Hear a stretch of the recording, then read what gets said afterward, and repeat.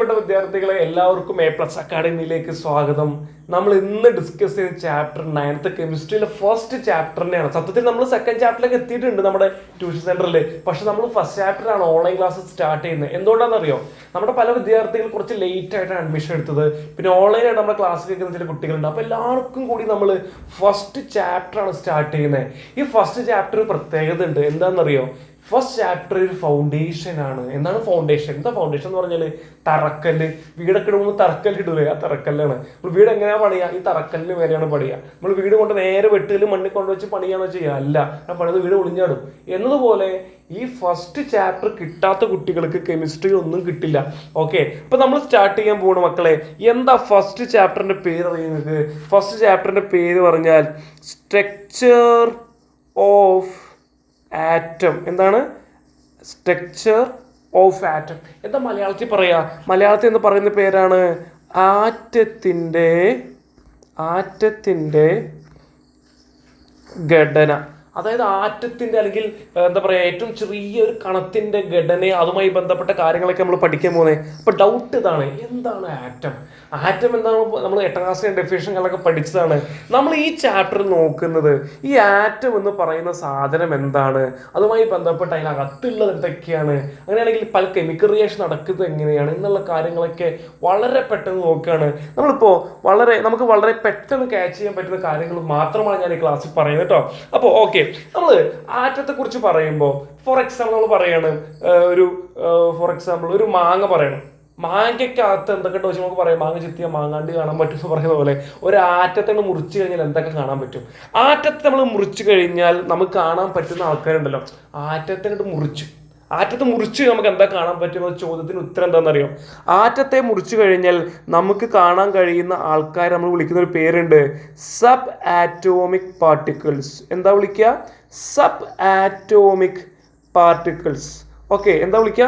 ഞാൻ റഫായിട്ടാണ് എഴുതുന്നത്. ഇത് ഈ വാക്കുകൾ ഓർത്തവർക്ക് നിർബന്ധമൊന്നുമില്ല, ജസ്റ്റ് ഒന്ന് ബ്രെയിൽ ഫീഡ് ചെയ്ത് ജസ്റ്റ് ഒന്ന് കേട്ടാൽ മതി. എന്താ പറയാ? ആറ്റത്തിന്റെ അകത്തുള്ള ആൾക്കാരെ നമ്മൾ വിളിക്കുന്ന പേരാണ് മക്കളെ സബ് ആറ്റോമിക് പാർട്ടിക്കിൾസ്. അങ്ങനെയാണെങ്കിൽ ആറ്റത്തിന്റെ അകത്തുള്ള ആൾക്കാരെ കുറിച്ച് നമ്മൾ പറയാൻ പോവുകയാണ്.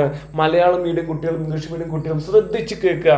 ആറ്റത്തിന്റെ അകത്തുള്ള ഒന്നാമത്തെ വളരെ ഇമ്പോർട്ടൻ്റ് ആയ ആളാരാന്ന് അറിയുന്നത് ഇലക്ട്രോൺ ആണ്. എന്താണ്? ഇലക്ട്രോൺ. ആരാണ്? ഇലക്ട്രോൺ. ഓക്കെ, മലയാളത്തിൽ ഇലക്ട്രോൺ എന്താ പറയുക നിങ്ങൾക്ക് അറിയോ? ശ്രദ്ധിച്ചു കേട്ടോ. മലയാളത്തിൽ ഇലക്ട്രോൺ പറയുന്ന വാക്ക് എന്താണെന്നറിയോ? ഇലക്ട്രോൺ. എന്താ പറയാ? ഇലക്ട്രോൺ തന്നെ, മാറ്റൊന്നുമില്ല. ഇനി രണ്ടാമത്തെ ആളാരെ നിങ്ങൾക്ക് അറിയോ? രണ്ടാമത്തെ ആൾ എന്ന് പറഞ്ഞാൽ ആരാന്നറിയോ? പ്രോട്ടോൺ. ആരാണ്? പ്രോട്ടോൺ.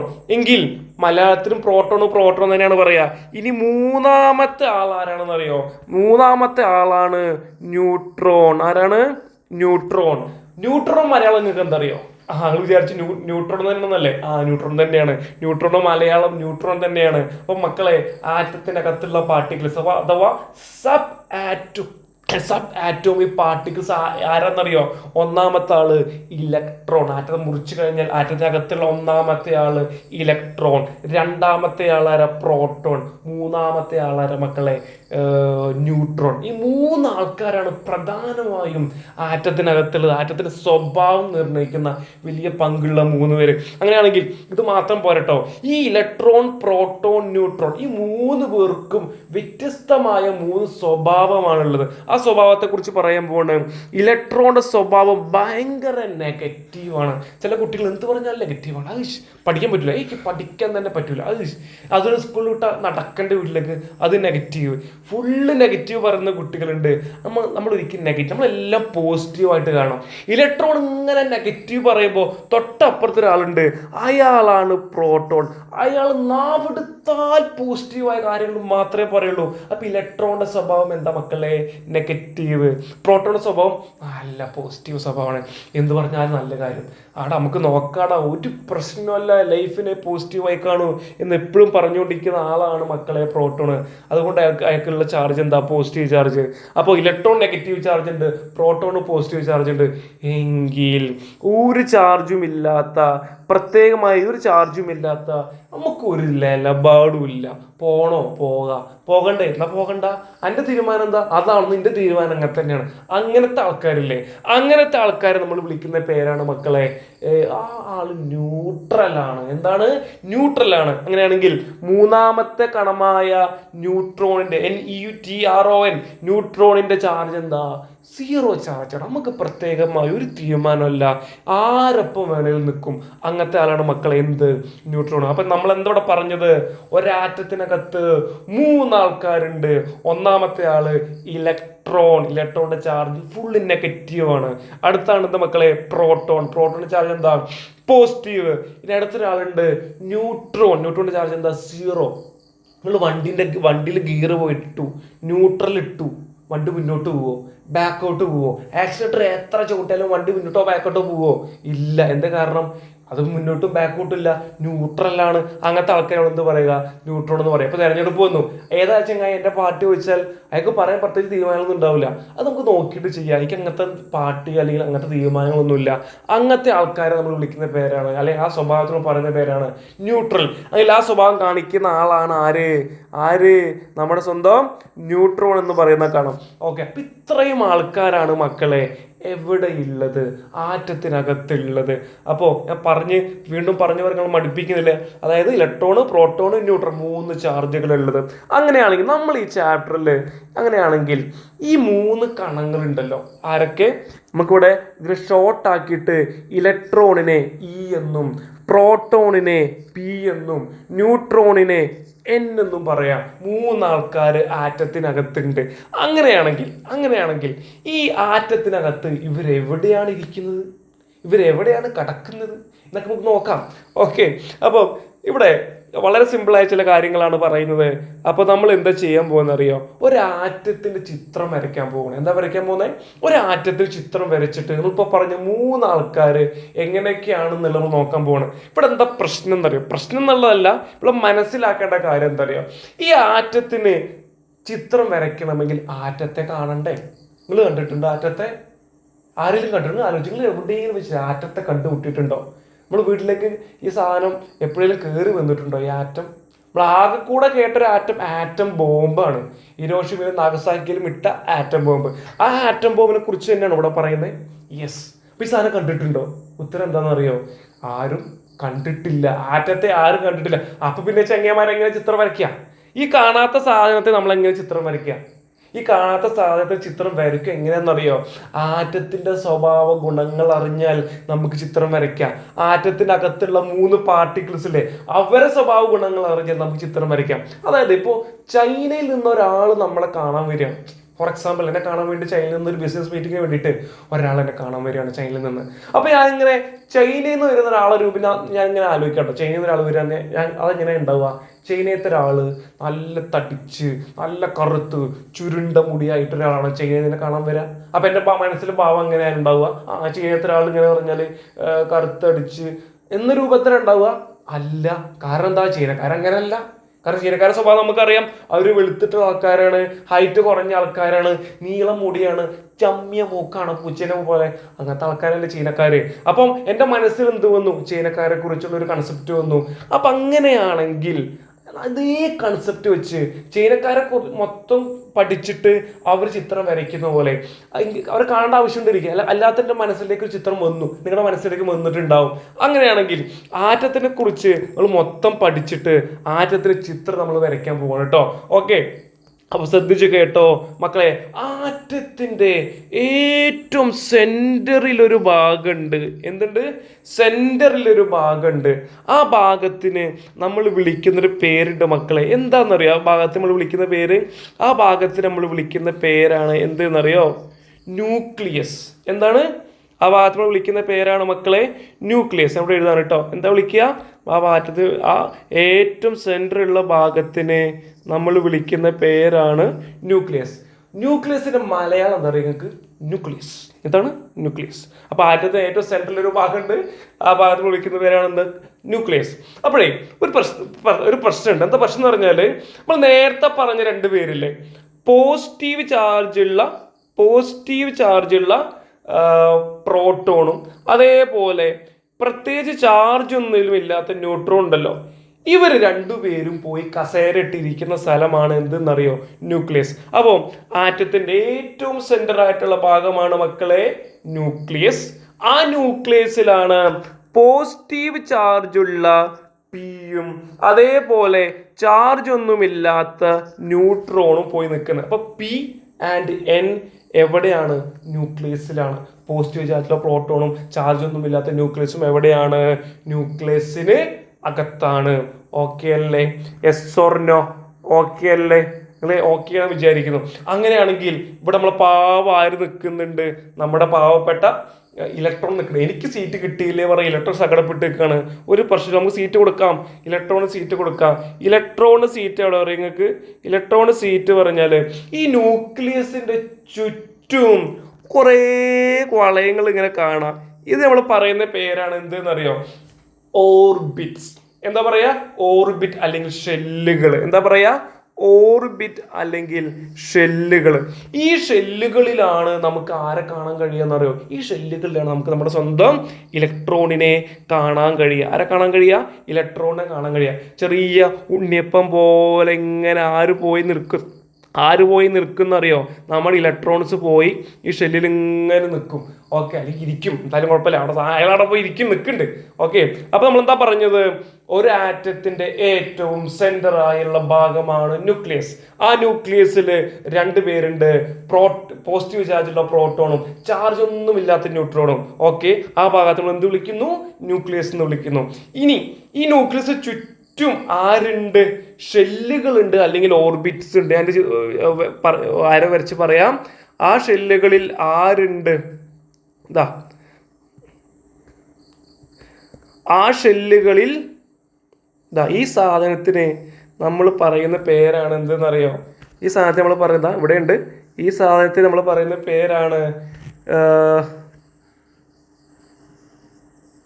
ഷെൽസ് അല്ലെങ്കിൽ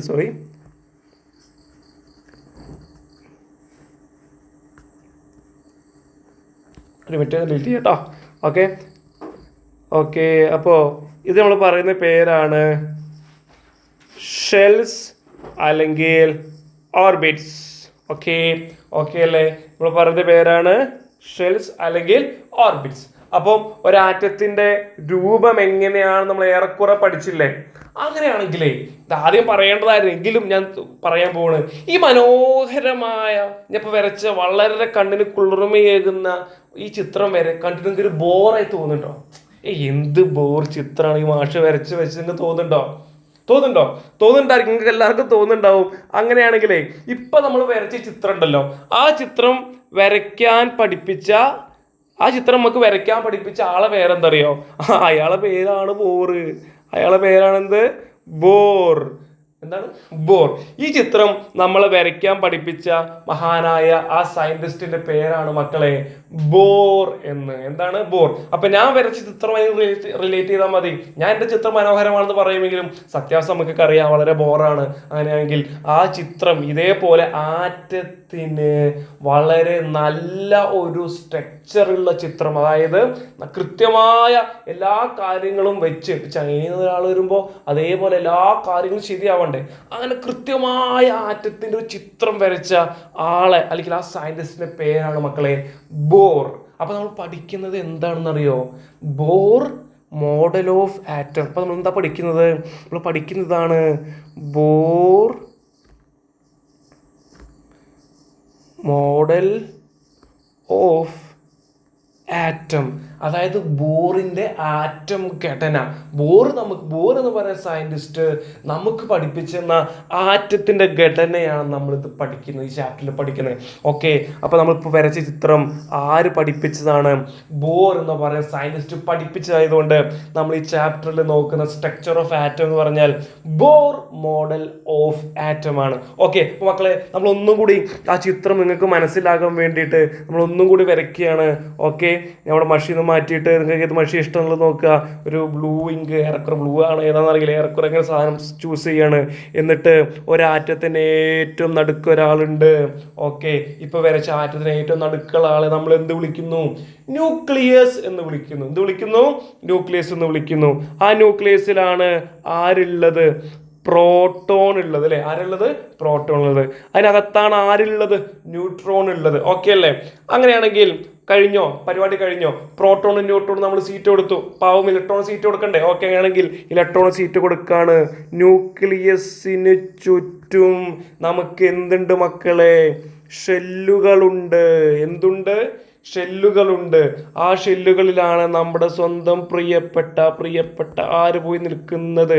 നമ്മുടെ ഇലക്ട്രോൺ പോയി നിൽക്കുന്നത്. ആര് പോയി നിൽക്കുന്നത്?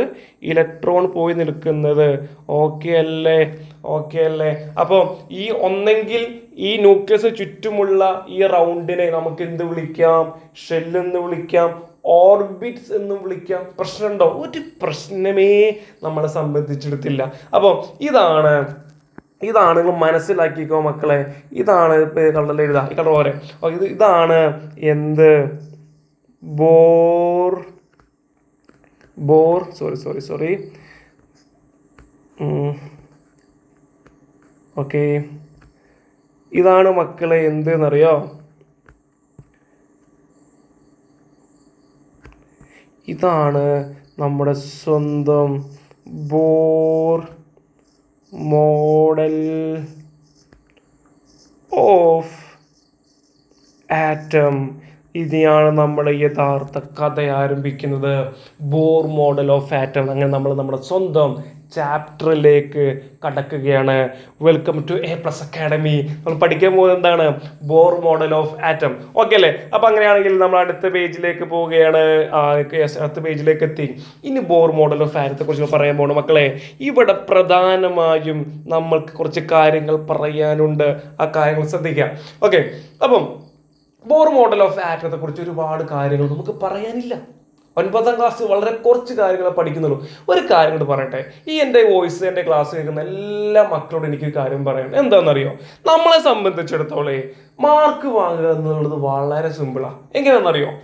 ഇത് അത്രേ ഉള്ളൂ പഠിക്കാൻ. അതുകൊണ്ട് തന്നെ ഇപ്പോൾ ഒരാളോട് ചോദിക്കണം വാട്ട് ഈസ് 1+1? 1+1 എന്ന് പറയുമ്പോൾ ഇങ്ങനെ ആലോചിക്കില്ല. കാരണം 1+1 = 2 ആണ് നമുക്കറിയാം. ഒരാൾ 3ഓ 4ഓ പറയുമ്പോൾ തെറ്റായിട്ട് മാറുള്ളൂ. അങ്ങനെ ഒരാൾ 4ഉം 3ഉം പറയണമെങ്കിൽ എന്താ കാരണം? അയാൾ അത്രയും കെയർലെസ് ആണെന്നല്ലേ? അങ്ങനെയാണെങ്കിൽ ഒരിക്കലും കെയർലെസ് ആയിട്ട് നിൽക്കരുത്. ഈ ചാപ്റ്റർ നമ്മളിങ്ങനെ പറയുമ്പോൾ ശ്രദ്ധിച്ച് കേട്ട് കഴിഞ്ഞാൽ ബാക്കിയുള്ള ട്രാക്ക് ഇങ്ങനെ പോകും. ഓക്കെ, അപ്പോൾ നമ്മുടെ കഥ, നമ്മുടെ കഥാനായകൻ ബോറാണ്. ആ ബോർ എന്ന് പറയുന്ന സയൻറ്റിസ്റ്റ് പഠിപ്പിച്ചിട്ടുള്ള ബോർ മോഡൽ ഓഫ് ആറ്റം ആണ് നമ്മൾ. ബോറിൻ്റെ ആറ്റം മാതൃകയാണ് നമ്മൾ പറയാൻ പോകുന്നത്. മലയാളം മീഡിയം കുട്ടികൾ ശ്രദ്ധിക്കുക. മലയാളത്തിൽ പഠിക്കേണ്ട വാക്കുകളാണെങ്കിൽ ഞാൻ അതെടുത്തു പറയും. ഈ മാഷിപ്പോൾ എന്താ എല്ലാം ഇംഗ്ലീഷിൽ പറഞ്ഞ് വിചാരിക്കേണ്ട. ഇംഗ്ലീഷ് അല്ല, വാക്കുകളൊക്കെ എന്ത് ഇംഗ്ലീഷിൽ പറഞ്ഞ് വിചാരിക്കേണ്ട. മലയാളത്തിൽ പറയേണ്ടതാണ്, ഞാൻ മലയാളത്തിൽ പറയും. ഓക്കെ, അപ്പം മക്കളെ ഇവിടെ നമ്മൾ ശ്രദ്ധിക്കേണ്ടതെന്നറിയോ? ഒരു ആറ്റം നമ്മളിങ്ങനെ കണ്ടു കഴിഞ്ഞാൽ ശ്രദ്ധിക്കുക. ബോർ മോഡൽ ഓഫ് ആറ്റത്തിലേക്ക് നമ്മളിങ്ങനെ ആ ചിത്രം കൃത്യമായി വരയ്ക്കാൻ പോകുന്നതിന് മുന്നേ ചില കാര്യങ്ങൾ പറയേണ്ടതുണ്ട്. നിങ്ങൾ ഈ കാണുന്ന ആളാരാന്നറിയോ? ഈ കാണുന്ന ആളാണ് മക്കളെ സോഡിയം.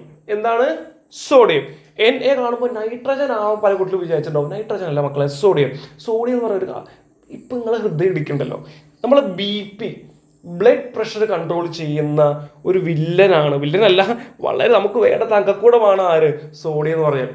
ഫോർ എക്സാമ്പിൾ, നിങ്ങൾ ഗ്ലൂക്കോസ് കയറ്റി ഹോസ്പിറ്റലിൽ ഇങ്ങനെ കടക്കുന്ന സമയത്ത് ഈ സോഡിയമാണ് നമ്മുടെ ശരീരത്തിലേക്ക് ഗ്ലൂക്കോസിനൊപ്പം കയറ്റി. അപ്പോൾ നമ്മൾ BP ഒക്കെ നോർമലാവുള്ളൂ. അപ്പോൾ ഈ സോഡിയത്തെ നോക്കി വെച്ചോ, വെരി ഇമ്പോർട്ടൻ്റ് ആട്ടോ സോഡിയം നമ്മുടെ ശരീരത്തിന്. വെറുതെ പറഞ്ഞു എന്നുള്ളൂ. എന്തായാലും ഇങ്ങനെ സോഡിയം എന്ന് പറയുന്ന ഒരു ആറ്റത്തെ നമ്മൾ എടുക്കുകയാണ്. സോഡിയം എന്ന് പറയുന്ന ഒരു ആറ്റത്തെ എടുത്തു. സോഡിയം എന്ന് പറയുന്ന ഒരു ആറ്റത്തെ എടുക്കുമ്പോഴേ ഈ ആറ്റത്തിൻ്റെ ഏറ്റവും മുകളിലായിട്ട് നമുക്കൊരു നമ്പർ കാണാൻ കഴിയും. ഇപ്പം ഇതിന് മുകളിൽ ഏത് നമ്പർ ഉള്ളത്? 23 എന്ന് പറയുന്ന ഇടത് ഭാഗത്ത് മുകളിലെ നമ്പർ കാണുന്നുണ്ട്. അതേസമയം താഴെയായിട്ട് ഒരു നമ്പറും കാണുന്നുണ്ട് അല്ലേ? ഇങ്ങനെയാണ് ഒരു ആറ്റത്തെ നമുക്ക് എക്സാമിനൊക്കെ തരിക. ഓക്കെ, എങ്ങനെ തരിക? ഈ രൂപത്തിലാണ് തരിക. സോഡിയം 2311 എന്ന് പറഞ്ഞിട്ട് തരിക.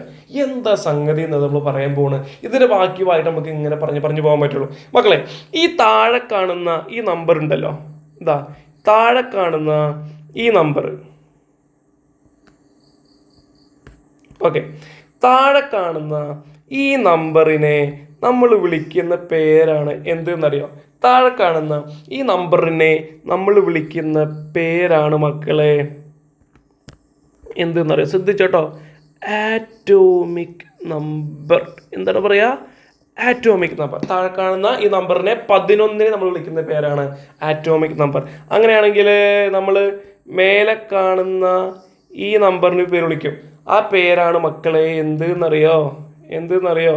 Mass number. എന്താ പറയുക? Mass number. അപ്പോൾ ഒരാറ്റം കിട്ടിക്കഴിഞ്ഞാൽ ആ ആറ്റം തലേൻ്റെ മേലെയും കാലിൻ്റെ അടുത്തായിട്ട് 2 നമ്പേഴ്സ് ഉണ്ടാവും. എത്ര നമ്പർ? 2 നമ്പറുകൾ. ഒന്നാമത്തെ നമ്പർ നമ്മൾ പറയുന്ന പേരാണ് എന്താണ്? താഴെ കാണുന്ന നമ്പറുകൾ പറയുന്ന പേരാണ് ആറ്റോമിക് നമ്പർ. മേലെ കാണുന്ന നമ്പറുകൾ പറയുന്ന പേരാണ് മാസ് നമ്പർ. ആയിക്കോട്ടെ, സംബന്ധിച്ച് പ്രശ്നമില്ല. അങ്ങനെയെങ്കിൽ ആറ്റോമിക് നമ്പർ നമ്മൾ നോക്കല്ലേ? കേട്ടോ, സിമ്പിളാണ്. അതായത് ഒരാറ്റത്തിൻ്റെ ശ്രദ്ധിച്ചോട്ടോ, ഒരാറ്റത്തിൻ്റെ ന്യൂക്ലിയസിൽ ആരൊക്കെ ഉണ്ട് നമ്മൾ പറഞ്ഞേ? ന്യൂക്ലിയസിൽ ആരൊക്കെ ഉണ്ട് നമ്മൾ ശ്രദ്ധിച്ച് ഓർത്തു നോക്കി. ന്യൂക്ലിയസിൽ ഇപ്പോൾ ആരൊക്കെ ഉണ്ടെന്ന് പറഞ്ഞേ? ആ ന്യൂക്ലിയസിൽ പ്രോട്ടോണും ഉണ്ട്, ന്യൂട്രോണും ഉണ്ട് അല്ലേ? അതായത് പ്രോട്ടോണിനെയും കണ്ടു നമ്മൾ, അതേപോലെ ആരെയും കണ്ടു വിട്ട് ഇവിടെ ചെറിയൊരു വായിക്കാൻ ബുദ്ധിമുട്ടാവേണ്ട രീതിയിട്ടാണ് അതിനെ ഞാൻ വായിച്ചത് കേട്ടോ. Atomic number. ഓക്കെ, ഒരാറ്റത്തിൻ്റെ ന്യൂക്ലിയസിൽ ആരൊക്കെ ഉണ്ട് നമ്മൾ പറഞ്ഞു? ഒരാറ്റത്തിൻ്റെ ന്യൂക്ലിയസിൽ പ്രോട്ടോണുമുണ്ട്, ന്യൂട്രോണുമുണ്ട്. എന്തൊക്കെയുണ്ട്? പ്രോട്ടോണുമുണ്ട്, ന്യൂട്രോണുമുണ്ട്. അങ്ങനെയാണെങ്കിൽ മാസ് നമ്പർ എന്ന് പറഞ്ഞാൽ ഇത്രയേ ഉള്ളൂ. മാസ് നമ്പർ എന്ന് പറഞ്ഞാൽ നമ്പർ ഓഫ് പി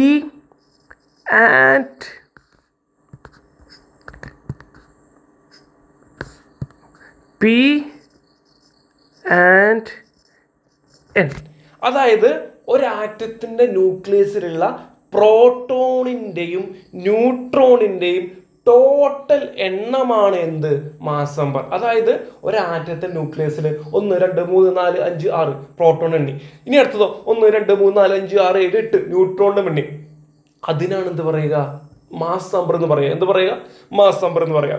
അങ്ങനെയാണെങ്കിൽ മക്കളെ ശ്രദ്ധിച്ചു, ഇനിയാണ് പ്രധാനപ്പെട്ട പോയിന്റ്. അങ്ങനെയാണെങ്കിൽ ആറ്റോമിക് നമ്പർ എന്ന് പറഞ്ഞാൽ എന്താ? ആറ്റോമിക് നമ്പർ പ്രത്യേകത എന്താ പറയുക? ആറ്റോമിക് നമ്പർ എന്ന് പറഞ്ഞാൽ നമ്പർ ഓഫ് പ്രോട്ടോൺ. അതായത് നമ്പർ ഓഫ് പ്രോട്ടോൺ പി. അല്ല എങ്കിൽ ഓർ ഇവരോടൊന്ന് ചോദിച്ചു, അല്ലെങ്കിൽ നമ്പർ ഓഫ് ഇ. മനസ്സിലായോ? എന്താ മനസ്സിലായത്? അതായത് ഒന്നുകൂടി പറയാം. ആറ്റോമിക് നമ്പർ എന്ന് പറഞ്ഞാൽ പ്രോട്ടോണിന്റെ എണ്ണം. എന്താണ്? പ്രോട്ടോണിന്റെ എണ്ണം. അല്ല എങ്കിൽ ഇലക്ട്രോണിന്റെ എണ്ണം. അപ്പൊ എന്ത് മനസ്സിലാക്കണം എന്നറിയോ? ഒരാറ്റത്തിനകത്ത് 10 പ്രോട്ടോൺ ഉണ്ടെങ്കിൽ ആ ആറ്റത്തിനകത്ത് 10 ഇലക്ട്രോണാണ് ഉള്ളത്. ഓർത്ത് വെച്ചോ. എന്താണ്? അതായത് ഒരാറ്റത്തിന്റെ ആറ്റോമിക് നമ്പർ എത്ര ചോദിച്ചു കഴിഞ്ഞാൽ നമുക്ക് ഇലക്ട്രോൺ എണ്ണി നോക്കി എത്ര കിട്ടി? ഫോർ എക്സാമ്പിൾ 10 കിട്ടി. ഓക്കെ, അല്ലെങ്കിൽ നമ്മൾ പ്രോട്ടോൺ എണ്ണി നോക്കി അപ്പോഴും 10 കിട്ടുള്ളൂ. കാരണം ഒരാറ്റത്തിനകത്തുള്ള പ്രോട്ടോണിന് എണ്ണം 10 ആണെങ്കിൽ ഇലക്ട്രോൺ എണ്ണം 10 ആണ്. അപ്പൊ ഏതെണ്ണയും പോരെ? ഒന്നെങ്കിൽ പ്രോട്ടോൺ എണ്ണം, ആറ്റോമിക് നമ്പർ കണ്ടെത്താൻ ഒന്നെങ്കിൽ പ്രോട്ടോൺ എണ്ണം അല്ലെങ്കിൽ ഇലക്ട്രോൺ എണ്ണം. അതുകൊണ്ട് നമ്മൾ എന്ത് പറഞ്ഞു?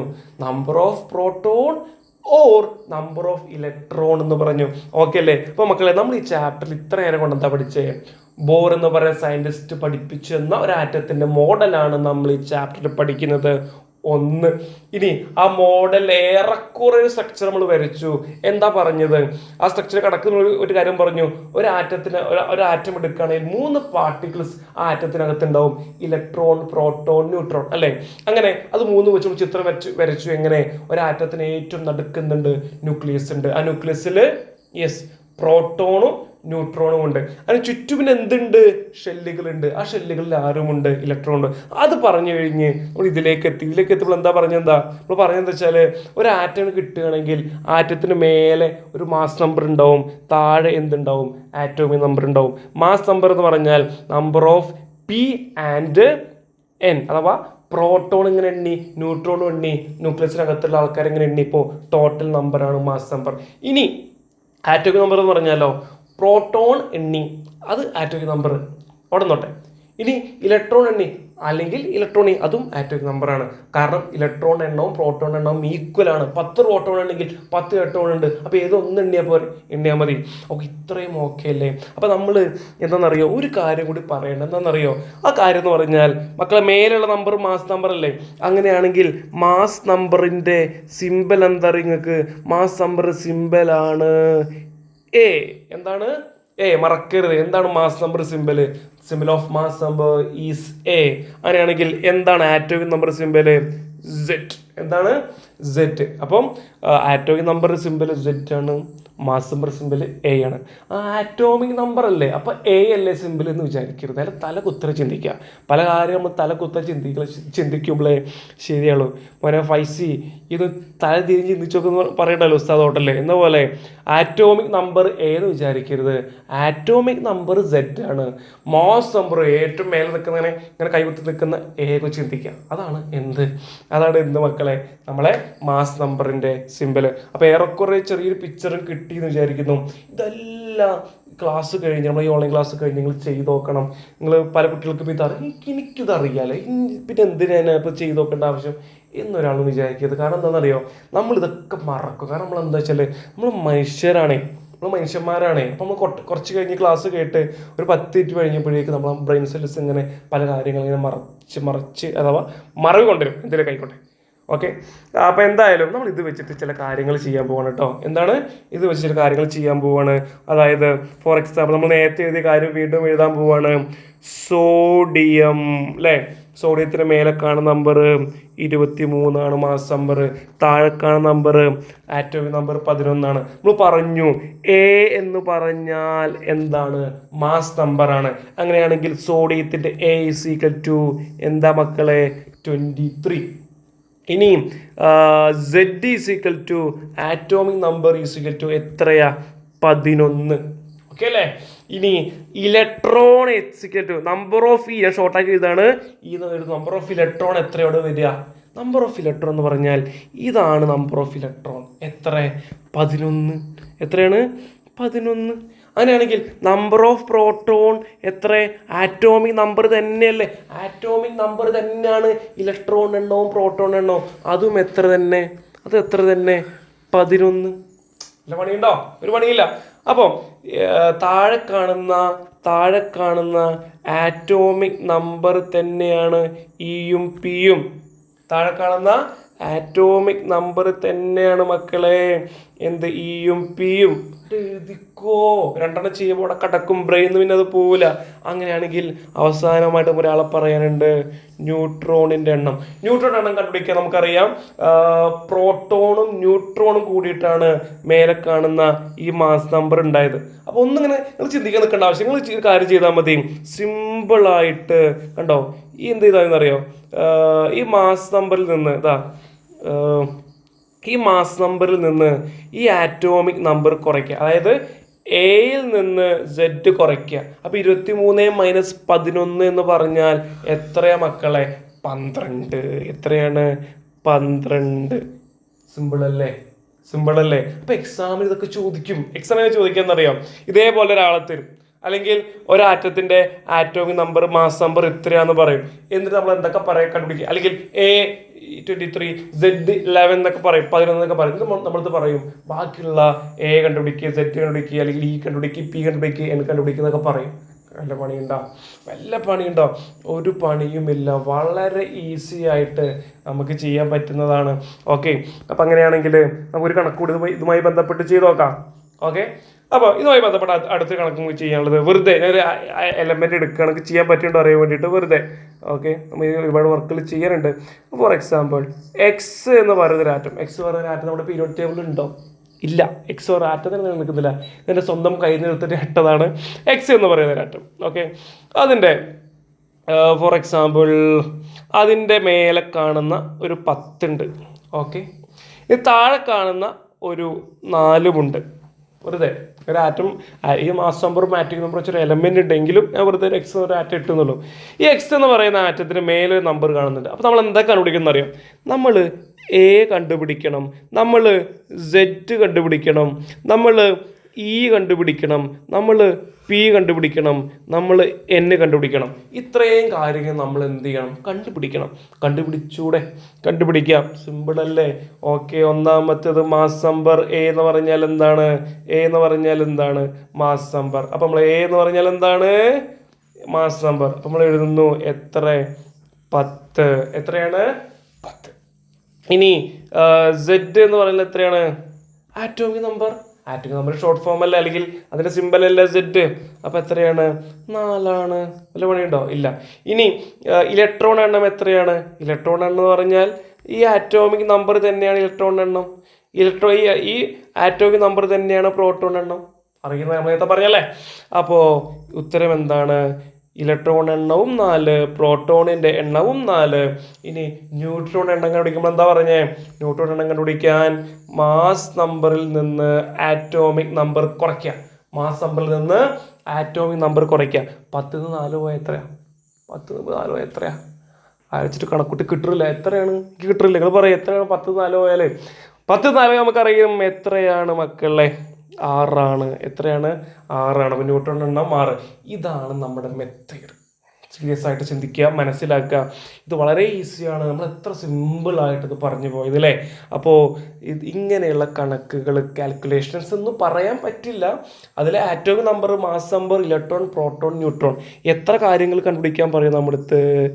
5 കാര്യങ്ങൾ കണ്ടുപിടിക്കാൻ നമ്മുടെ അടുത്ത് എക്സാമിന് ആവശ്യപ്പെടും. കണ്ടുപിടിച്ചൂടെ? അപ്പം നിങ്ങളുടെ ടെക്സ്റ്റ് ബുക്കിൽ ഇതുമായി ബന്ധപ്പെട്ട ഒരു ടേബിൾ, ഒരു കോളം, ഒരു ബോക്സ് കാണുന്നുണ്ട്. അതിലെല്ലാ വർക്കുകളും നിങ്ങൾ ഇരുന്ന് ചെയ്ത് നോക്കണം. ഇതേ മെത്തേഡിൽ തന്നെ, ഒരു മാറ്റമില്ല. അപ്പം എന്താ പ്രശ്നം എന്നറിയോ? നമ്മൾ ഇതൊക്കെ ചെയ്യാൻ അറിയാം, പക്ഷെ ക്വസ്റ്റ്യൻസ് നമ്മളെ മുന്നിൽ കിട്ടുമ്പോൾ, എൻ്റെ പേനയോട് തട്ടി, ഓക്കെ, ക്വസ്റ്റ്യൻസ് നമ്മുടെ മുന്നിൽ കിട്ടും, നമുക്ക് ചെയ്യാൻ കഴിയില്ല. എന്തുകൊണ്ടാണെന്നറിയോ? നമുക്ക് ക്വസ്റ്റ്യൻസ് വർക്കൗട്ട് ചെയ്ത് പരിചയമില്ല, അതുകൊണ്ടാണ്. അപ്പോൾ മക്കൾ ചെയ്യേണ്ടത് ടെക്സ്റ്റ് ബുക്കിൽ തരുന്ന ക്വസ്റ്റ്യൻസ്, അതേപോലെ നമ്മുടെ ക്ലാസ്സിൽ അധ്യാപകർ തരുന്ന ക്വസ്റ്റ്യൻസ്, ഇത് വർക്കൗട്ട് ചെയ്യണം. നമ്മൾ എന്താ ചെയ്യുക? നമ്മൾ ചെയ്ത് പരിചയമുണ്ടെന്ന് അറിയോ? തൊട്ടപ്പുറത്ത് നോക്കി സിമ്പിളായിട്ട് എഴുതും. അതല്ലെങ്കിൽ വാട്സപ്പ് എനിക്ക് ആൻസർ, നിങ്ങൾക്ക് എല്ലാ ആൻസറും അറിയില്ലേ? ഈ വാട്സപ്പിൽ സെൻഡ് ചെയ്യുക പറയും. ഇവരെന്ത് ചെയ്യും? നിങ്ങൾ ബെസ്റ്റ് ഫ്രണ്ട് ആയിരിക്കും. ഇവരെന്ത് ചെയ്യും? ഏതെങ്കിലും ഗൈഡുകളോ കാര്യങ്ങളോ നോക്കിയിട്ട് എടുത്ത് അയച്ചു തരും. അപ്പോൾ ആരെ പൊട്ടന്മാരാവുമെന്ന് അറിയോ? നിങ്ങളാണ്. കാരണം എക്സാമിന് ഈ കോപ്പിട്ട് നടക്കണമെന്നുണ്ടോ? നിങ്ങൾക്ക് 10ാം ക്ലാസ്സിൽ എക്സാമിന് കോപ്പിട്ട് നടക്കാൻ ഉറപ്പുണ്ടോ? ഇല്ല. അപ്പോൾ ഒരു 2 മിനിറ്റ് ഇതിന് പുറകെ കൂടെ കിട്ടാവുന്ന സംഗതിക്ക് നമ്മുടെ ലൈഫിൽ ഒരു A+ ആണ് നമ്മൾ എന്ത് ചെയ്യുക? കൊണ്ടുപോയി കളയുക. അപ്പോൾ അതിൽ നിൽക്കരുത്. നമ്മൾ ബ്രെയിൻ വർക്ക് ചെയ്യട്ടെ. ഇത് വർക്ക് ചെയ്യാനുള്ള സാധനമാണല്ലോ. അപ്പോൾ വർക്ക് ചെയ്യിപ്പിക്കട്ടെ. ഓക്കെ, ഫുട്ബോൾ കളിക്കാനും മൊബൈലിൽ നമ്മൾ ഫ്രീ ഫയർ കളിക്കാൻ മാത്രം ഉപയോഗിച്ചാൽ പോരാ. നമ്മളിതിന് ഇങ്ങനത്തെ കാര്യങ്ങൾക്ക് വേണ്ടിയിട്ടും നമ്മുടെ ബുദ്ധി എന്ത് ചെയ്യണം? ഉപയോഗിക്കണം. അപ്പോൾ ഇതാണ് നമ്മൾ ലാസ്റ്റ് എക്സ് എന്ന് പറയുന്ന ആറ്റത്തിൻ്റെ electron, proton, neutron, then atomic number, mass number, ഇതൊക്കെ നമ്മൾ എന്ത് ചെയ്തു? കണ്ടെത്തി. അങ്ങനെയാണെങ്കിൽ മക്കളെ, അങ്ങനെയാണെങ്കിൽ ഇത്ര നമ്മൾ കണ്ടുപിടിച്ചല്ലേ. ഇനി നമ്മളോട് ഫോർ എക്സാമ്പിൾ ഇത് വെച്ചിട്ട് നമുക്കൊരു പണിയുണ്ട്. എന്താ പണി എന്നറിയോ? ഇത് വെച്ചിട്ട് നമ്മൾ ആറ്റത്തിൻ്റെ എന്ത് വരയ്ക്കാൻ പോവുകയാണെന്നറിയോ? ആറ്റത്തിൻ്റെ സ്ട്രക്ചർ വരയ്ക്കാൻ പോവുകയാണ്. എന്ത് വരയ്ക്കാൻ പോവാണ്? സ്ട്രക്ചർ വരയ്ക്കാൻ പോവാണ്. അവിടെ ഇനി പറയുന്ന കാര്യങ്ങൾ മക്കൾ, എൻ്റെ എല്ലാ പ്രിയപ്പെട്ട കുട്ടികളും ശ്രദ്ധിച്ച് കേൾക്കുക. ബോർ മോഡൽ ഓഫ് ആറ്റം പറഞ്ഞപ്പോൾ ചില കാര്യങ്ങൾ അദ്ദേഹം പറഞ്ഞിട്ടുണ്ട്. അപ്പോൾ ഒന്നും കൂടി പറയാൻ പോവാണ്. ഒരു ആറ്റത്തിൻ്റെ സ്ട്രക്ചർ എങ്ങനെയാണ് മക്കളെ? ഏറ്റവും നടുക്ക് ന്യൂക്ലിയസ് ഉണ്ട് അല്ലേ. അപ്പോൾ അതിൽ ആരൊക്കെ ഉണ്ടെന്ന് പറഞ്ഞേ? അതിൽ പ്രോട്ടോൺ ഉണ്ട്, ദെൻ ന്യൂട്രോൺ ഉണ്ട്. പ്രോട്ടോൺ, ന്യൂട്രോൺ എത്ര നേരം ക്ലാസ് തുടങ്ങിയിട്ട്? ഇപ്പോൾ 33 മിനിറ്റായി ക്ലാസ് തുടങ്ങിയിട്ട്. സത്യം പറഞ്ഞാൽ അവിടെ ഇങ്ങനെ ഈ വെളിച്ചത്തിൻ്റെ മുന്നിൽ നിന്നിട്ട് ചെറുതായിട്ട് ഇങ്ങനെ സൗണ്ടൊക്കെ പോയി തുടങ്ങി. എനിക്കാണ് സംശയം. ഓക്കെ, അപ്പം നമ്മളതൊക്കെ പറഞ്ഞു. ഒരാറ്റത്തിന് നടുക്ക് എന്തുണ്ട്? ന്യൂക്ലിയസ് ഉണ്ട്. ആ ന്യൂക്ലിയസിൽ ആരുണ്ട്? പ്രോട്ടോണും ന്യൂട്രോണും ഉണ്ട് അല്ലേ. അങ്ങനെയാണെങ്കിലേ ഫോർ എക്സാമ്പിൾ നിങ്ങൾ വെറുതെ മനസ്സിൽ ഇങ്ങനെ വിചാരിക്കുക, നമ്മൾ നേരത്തെ ഫസ്റ്റ് ചെയ്ത നമ്മുടെ സ്വന്തം BP ഇൻക്രീസ് ചെയ്യാൻ സഹായിക്കുന്ന ആളാണ് ആര്? സോഡിയം. നിങ്ങൾ വെറുതെ ഒരു റീഫ്രഷ്മെൻ്റ് ഒരു കാര്യം പറയാം കേട്ടോ. നിങ്ങളുടെ വീട്ടിൽ BPക്ക് മരുന്ന് കഴിക്കുന്ന ആൾക്കാരുണ്ടോ? BPക്ക് ബ്ലഡ് പ്രഷറിന് മരുന്ന് കഴിക്കുന്ന ആൾക്കാരുണ്ടോ? അവരുടെ ഡോക്ടേഴ്സ് പറയുന്നൊരു കാര്യം ഉണ്ടെന്ന് അറിയാം. നിങ്ങൾ ഒരിക്കലും ഉപ്പിലിട്ട ഐറ്റംസ് കഴിക്കരുത്. അച്ചാർ അല്ലെങ്കിൽ പപ്പടം, ചെറിയ ഉപ്പുകളുള്ള ഐറ്റംസ് അല്ല, ഇതൊന്നും കഴിക്കരുത് പറയും. എന്തുകൊണ്ടാണെന്ന് അറിയാം? അതിലൊക്കെ ആരുണ്ട്? ഉപ്പ് എന്ന് പറഞ്ഞാൽ ആരുണ്ട്? സോഡിയമാണ്. നമ്മൾ കഴിക്കുന്ന നമ്മളങ്ങനെ വെളുത്ത സാധനമല്ലോ, പൊടിയുപ്പ് അല്ലെങ്കിൽ കല്ലുപ്പ്, അതിലുള്ള ആളാണ്, അതിൽ മെയിൻ ഘടകമാണ് ആര്? സോഡിയം. ഈ സോഡിയം ഉപ്പിട് മേത്ത് കയറി കഴിഞ്ഞാൽ നമ്മളെ ബീപ്പ് കട്ട കട്ട കട്ട കട്ടേ നമ്മൾ BP, ബ്ലഡ് പ്രഷർ കൂടുമ്പോൾ ഹൃദയത്തിന് ഇടുപ്പ് കൂടും. അപ്പോൾ ഓൾറെഡി BP-യുടെ അസുഖമുള്ള ആൾക്ക് കുറെ ഉപ്പ് വാരി കൊടുത്തു കഴിഞ്ഞാൽ അയാൾ കാര്യം ഏറെക്കുറെ തീരുമാനമാകും. സോ ഡോക്ടേഴ്സ് പറയും ഉപ്പ് അങ്ങനെ കഴിക്കരുത് എന്ന് പറയും. ഓക്കെ, അപ്പോൾ നമ്മൾ നേരത്തെ ചെയ്ത ഉപ്പിൽ ആരുണ്ടെന്ന് പറഞ്ഞേ? നമ്മുടെ സ്വന്തം ആരുണ്ട്? സോഡിയം ഉണ്ട്. ആരുണ്ട്? സോഡിയം ഉണ്ട്. ഓക്കെ, അപ്പം സോഡിയത്തിന് മേൽ നമുക്കറിയാം എന്തുണ്ട്? മാസ് നമ്പർ 23 ആറ്റോമിക് നമ്പർ എത്രയാണ്? 11. ഓക്കെ, അപ്പോൾ നമ്മൾ ചെയ്യാൻ പോകുന്നത് എന്താ പറയുക മക്കളെ? അപ്പോൾ ഇവിടെ ഇത് മായ്ക്കാണ് കേട്ടോ. ഇവിടെ നമ്മൾ ന്യൂക്ലിയസിൽ ആരൊക്കെ ഉണ്ടെന്ന് പറഞ്ഞേ? ന്യൂക്ലിയസ് നമ്മൾ പറഞ്ഞു പ്രോട്ടോൺ, ന്യൂട്രോൺ ഉണ്ട്. ഇവിടെ എത്ര പ്രോട്ടോണാ? സോഡിയത്തിന് എത്ര പ്രോട്ടോണാ? സോഡിയത്തിന്, ശ്രദ്ധിച്ച് കേൾക്കുക, സോഡിയത്തിന് നമുക്കറിയാം ഇവിടെ ഇതാണ് പ്രോട്ടോൺ എണ്ണം അല്ലേ? സോഡിയത്തിന് എത്ര പ്രോട്ടോണാ? 11 പ്രോട്ടോൺ. എത്ര പ്രോട്ടോണ്? 11 പ്രോട്ടോൺ. 11p അല്ലേ? ഇനി എത്ര ന്യൂട്രോണാ? ന്യൂട്രോൺ എണ്ണം കാണാം. മാസ് നമ്പറിൽ നിന്ന് ആറ്റോമിക് നമ്പർ കുറയ്ക്കുക. എന്താണ്? മാസ് നമ്പറിൽ നിന്ന് ആറ്റോമിക് നമ്പർ കുറയ്ക്കുക. അപ്പോൾ എത്ര ന്യൂട്രോൺ കിട്ടും? നമുക്ക് എത്ര ന്യൂട്രോൺ കിട്ടും മക്കളെ? നമുക്ക് എത്ര ന്യൂട്രോൺ കിട്ടും? 12 ന്യൂട്രോൺ കിട്ടും അല്ലേ? ഇത്രയും ആൾക്കാർ എവിടെ നിൽക്കേണ്ടവരാ? ഇവർ ന്യൂക്ലിയസിനകത്ത് നിൽക്കേണ്ടവരാ. അപ്പം നമ്മൾ എന്ത് ചെയ്യാൻ പോകുന്നറിയോ? ഇവിടെ നമ്മൾ ചെറുതായിട്ട് ഈ ബോർ മോഡൽ ഓഫ് ആറ്റം കൃത്യമായി വരയ്ക്കാൻ പോകുന്നു കേട്ടോ. അതിലേക്ക് എത്തുള്ളൂ. നമുക്ക് പെട്ടെന്ന് കൃത്യമായി വരയ്ക്കാൻ കഴിയില്ല, ചില കാര്യങ്ങൾ കൂടി എക്സ്ട്രാ പറയേണ്ടതുണ്ട്, അത് നമ്മൾ പറയാൻ പോവാണ്. അപ്പോൾ ഒരു ന്യൂക്ലിയസിനകത്ത് 11 പ്രോട്ടോൺ. സോഡിയത്തിൽ എത്ര ന്യൂക്ലിയസിനകത്ത് എത്ര പ്രോട്ടോൺ ഉണ്ട്? 11 പ്രോട്ടോൺ. ദെൻ എത്ര ന്യൂട്രോണ്? 12 ന്യൂട്രോൺ. ഓക്കെ അല്ലേ? ഓക്കെയാണ്. അങ്ങനെയാണെങ്കിൽ നമ്മൾ അടുത്ത ചിത്രം വരയ്ക്കാൻ പോകുന്നത് എന്താ? അടുത്ത ചിത്രം പറഞ്ഞാൽ ഇതാ, ഇതിന് ചുറ്റും ആരുണ്ട്? നമ്മുടെ സ്വന്തം ഓർബിറ്റ്സ് ഉണ്ട് അല്ലേ? ആരുണ്ട്? ഓർബിറ്റ്സ് ഉണ്ട്. അങ്ങനെയാണെങ്കിൽ ഓർബിറ്റിലാണ് നമുക്ക് ആരെ കൊണ്ടുപോയി വെക്കേണ്ടത് മക്കളെ? നമ്മുടെ സ്വന്തം ആരെ കൊണ്ടുപോയി വെക്കേണ്ടത്? നമ്മുടെ ഇലക്ട്രോൺസിനെ അല്ലെങ്കിൽ നമ്മുടെ ഇയെ കൊണ്ടുപോയി വെക്കട്ടെ അല്ലേ? അപ്പോൾ നമ്മൾ ഇയെ കൊണ്ടുപോയി വെക്കാൻ പോകട്ടോ. നമുക്ക് എത്ര ഇലക്ട്രോൺസ് ഉണ്ട്? ഇതാണ് പ്രോട്ടോൺ എണ്ണം തന്നെയാണ് ഇലക്ട്രോൺസ് എണ്ണം. എത്ര ഇലക്ട്രോൺസ് ഉണ്ട്? 11 ഇലക്ട്രോൺസ് ഉണ്ട്. 11 ഇലക്ട്രോൺസ് ഉണ്ട്. പക്ഷെ എന്താ പ്രശ്നം എന്നറിയോ? പ്രശ്നം കണ്ടോട്ടോ, പ്രശ്നങ്ങൾ കണ്ടോളി. പ്രശ്നങ്ങൾ കാണാൻ മിടുക്കന്മാരല്ലേ? ഇവിടെ കൊണ്ടുപോയിട്ട് നമുക്ക് 11 ഇലക്ട്രോൺസിനെ 1, 2, 3, 4, 5, 6, 7, 8 വരെ 11 ഇലക്ട്രോൺസിനെ കൊണ്ടുപോയി വെക്കാൻ പറ്റില്ല. അതാണ് നമ്മുടെ പ്രശ്നം. പ്രശ്നം എന്താണ്? ഒന്നാമത്തെ ഷെല്ലിൽ നമ്മൾ നോക്കുമ്പോൾ കുറേ ഇലക്ട്രോൺസ് ഇങ്ങനെ നമുക്ക് ഇഷ്ടംപോലെ 11 അല്ല 10, 36 കൊണ്ടുവെക്കാനുള്ള സ്പേസ് ഇവിടെ ഈ ഷെല്ലിൽ നമ്മൾ ചെറുതാക്കി വരയ്ക്കുന്നതോറും കൊണ്ടുവെക്കാം. പക്ഷേ നമ്മുടെ ഇഷ്ടത്തിന് അങ്ങനെ 11 ഇലക്ട്രോൺസിനെ കൊണ്ടുപോയി വെക്കാനുള്ള അധികാരമില്ല. അധികാരമില്ല. എന്തുകൊണ്ടാണെന്നറിയോ? ശ്രദ്ധിച്ചു കേട്ടോ. അതിന് കാരണം എന്താന്ന് പറയാം. ഇപ്പോൾ ഫോർ എക്സാമ്പിൾ നമ്മുടെ ക്ലാസ് റൂമിൽ A+ അക്കാഡമിയുടെ ഓഫ്ലൈൻ ക്ലാസ് റൂമിൽ ഒന്നാമത്തെ ബെഞ്ച്, അത് കഴിഞ്ഞ് രണ്ടാമത്തെ ബെഞ്ച്, അത് കഴിഞ്ഞ് മൂന്നാമത്തെ ബെഞ്ച്, ഇങ്ങനെ 3 ബെഞ്ചുകൾ കിടക്കുകയാണ്. ഓക്കെ, ഞാൻ നിങ്ങളടുത്ത് പറയണം, ഞാൻ കെമിസ്ട്രി പഠിപ്പിക്കാൻ ഞാൻ വന്നു, ഞാൻ നിങ്ങളടുത്ത് പറയണം മക്കളെ, ഒന്നാമത്തെ ബെഞ്ചിൽ എത്ര കുട്ടികൾ ഇരുന്നാൽ മതി എന്നറിയോ? ഒന്നാമത്തെ ബെഞ്ചിൽ 2 കുട്ടികൾ ഇരുന്നാൽ മതി. അടുത്ത ബെഞ്ചിൽ എത്ര കുട്ടികൾ ഇരുന്നാൽ മതി? 8 കുട്ടികൾ ഇരുന്നാൽ മതി. അടുത്ത ബെഞ്ചിൽ 18 കുട്ടികൾ ഇരുന്നാൽ മതി. ഇനി അടുത്ത 4ാമത്തെ ബെഞ്ചുണ്ട് വിചാരിക്കേ, അവിടെ 36 കുട്ടികൾ ഇരുന്നാൽ മതി എന്നൊരു വിചിത്രമായ കണക്ക് ഞാൻ പറയാണ്. അതായത് ഞാൻ ക്ലാസ് റൂമിൽ ചെന്ന് ഇങ്ങനെ ആരുടെ ഇങ്ങനെ നോക്കിക്കൊണ്ടിരിക്കുന്ന സമയത്ത് ഞാനൊരു നിയമം പാസ്സാക്കാണ്. ഒന്നാമത്തെ ബെഞ്ചിൽ എത്ര കുട്ടികൾ? 2 കുട്ടികൾ. രണ്ടാമത്തെ ബെഞ്ചിലോ 8 കുട്ടികൾ. മൂന്നാമത്തെ ബെഞ്ചിൽ ഇവിടെ എഴുതാം, ഒന്നാമത്തെ ബെഞ്ച് ഇതാ വെറുതെ. ഒന്നാമത്തെ ബെഞ്ചിൽ 2 കുട്ടി, രണ്ടാമത്തെ ബെഞ്ചിൽ 8 കുട്ടി, മൂന്നാമത്തെ ബെഞ്ചിൽ 18 കുട്ടി, 4ാമത്തെ ബെഞ്ചിൽ 36 കുട്ടി. ഇങ്ങനെ കണക്ക് ഞാൻ പറയാണ്.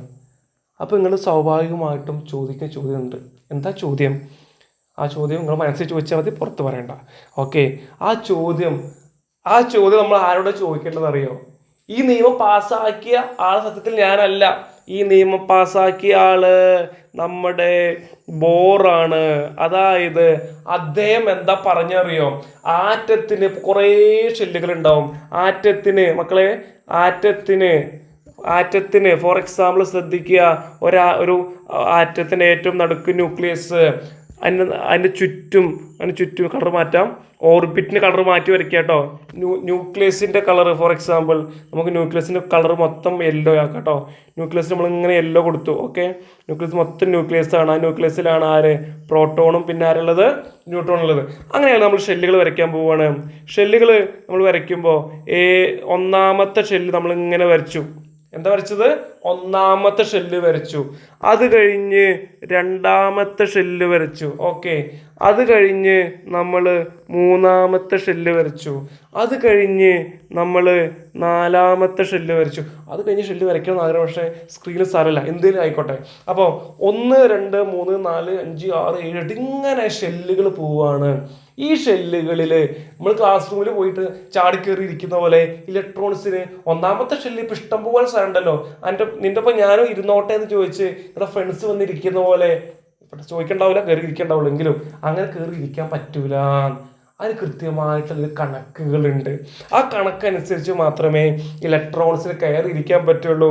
അങ്ങനെയാണെങ്കിൽ മക്കളെ ആ കണക്കിന് നമ്മളൊരു പേര് പറയും. ആ പേരാണ് മക്കളെ, ശ്രദ്ധിച്ച് കേട്ടോ. അതായത് ഓരോ ഷെല്ലുകളിലും ഓരോ ഓർബിറ്റലുകളിലും എത്ര വീതം ഇലക്ട്രോൺസിന് പോയിട്ട് ബാഗും കൊടയൊക്കെയായിട്ട് പോയിരിക്കാം എന്ന കണക്കിന് നമ്മളൊരു പേര് പറയും. ആ പേരാണ് മക്കളെ ഇലക്ട്രോണിക്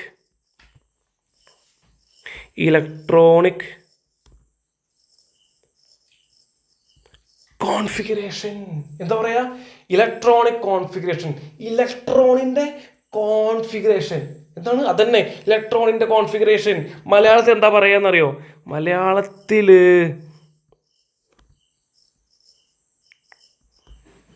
ഇലക്ട്രോണിക വിന്യാസം. എന്താ പറയാ? ഇലക്ട്രോണിക വിന്യാസം. അപ്പൊ എന്താണ്? ഓരോ ഷെല്ലുകളിലും ഓരോ ഓർബിറ്റലുകളിലും ഇലക്ട്രോൺസ് പോയി നിൽക്കുന്നതിന് കൃത്യമായ ഒരു കണക്കുണ്ട്. ആ കണക്ക് ഒന്നാമത്തെ ബെഞ്ചിൽ 2 കുട്ടി ഇരിക്കാൻ പാടുള്ളൂ, രണ്ടാമത്തെ ബെഞ്ചിൽ 8 കുട്ടി ഇരിക്കാൻ പാടുള്ളൂ, മൂന്നാമത്തെ ബെഞ്ചിൽ 18 കുട്ടികൾ ഇരിക്കാൻ പാടുള്ളൂ. ഇങ്ങനെ ഈ കണക്ക് കൃത്യമായി ഞാൻ പറഞ്ഞതുപോലെ ഇതേപോലത്തെ കണക്ക് ആര് പറഞ്ഞു? നമ്മുടെ സയന്റിസ്റ്റ് പറഞ്ഞു. ബോർ എന്ന് പറയുന്ന സയന്റിസ്റ്റ് പറഞ്ഞു. അദ്ദേഹം പറഞ്ഞതാണെന്നറിയോ? ഒന്നാമത്തെ ഷെല്ലില് 1 കുട്ടി, രണ്ടാമത്തെ ഷെല്ലില് 8 കുട്ടി, അഥവാ 8 ഇലക്ട്രോൺ, മൂന്നാമത്തെ ഷെല്ലില് 18 ഇലക്ട്രോൺ.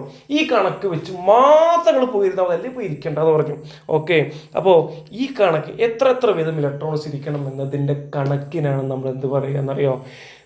എന്ത് പറയുക? ഇലക്ട്രോണിക് വിന്യാസം എന്ന് മലയാളത്തിൽ പറയും. ഇലക്ട്രോണിക് കോൺഫിഗറേഷൻ എന്ന് ആര് പറയും? ഇംഗ്ലീഷിലും പറയും. ഓക്കെ, അങ്ങനെയാണെങ്കിൽ ഇത് ബോർ വെറുതെ പറഞ്ഞല്ലട്ടത്. അതിനൊരു ഇക്വേഷൻ അദ്ദേഹം ഉണ്ടാക്കി. ആ ഇക്വേഷനാണ് മക്കളെ എന്തെന്നറിയോ? ആ ഇക്വേഷനാണ്, ഓർത്തു വെച്ചോ, 2n².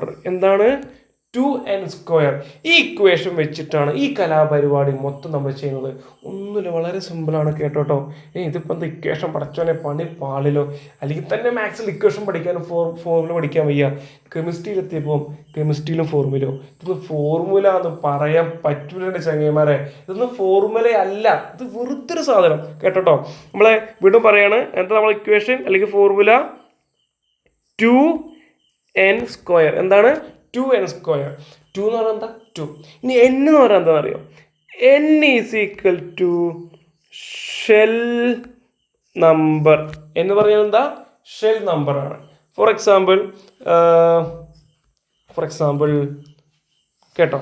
ഇപ്പോൾ ഒരാൾ നമ്മുടെ ചോദിക്കുക എന്താ പറയുക, ഒന്നാമത്തെ ബെഞ്ചിൽ എത്ര കുട്ടിക്ക് ഇരിക്കാം? അതായത് ഒരു ആറ്റത്തിന്റെ ഒന്നാമത്തെ ഓർബിറ്റിൽ അല്ലെങ്കിൽ ഒന്നാമത്തെ ഷെല്ലിൽ എത്ര പേർക്ക് ഇരിക്കാം? അപ്പോൾ ഒന്നാമത്തെ ഷെല്ല്, ഓക്കെ, അവിടെ എത്ര കുട്ടിക്ക് ഇരിക്കാം? ഓക്കെ, n എന്ന് പറഞ്ഞ ഷെൽ നമ്പർ അല്ലെങ്കിൽ ഓർബിറ്റ് നമ്പർ. ആ സംഭവം എന്താ ചെയ്ത് നോക്കാൻ പോകും കേട്ടോ. ഫോർ എക്സാമ്പിൾ 2n² ആണല്ലോ, ആണ്. അപ്പോൾ ഇക്വേഷൻ എടുക്കുകയാണ്. 2 എന്ന് പറഞ്ഞാൽ എന്താ?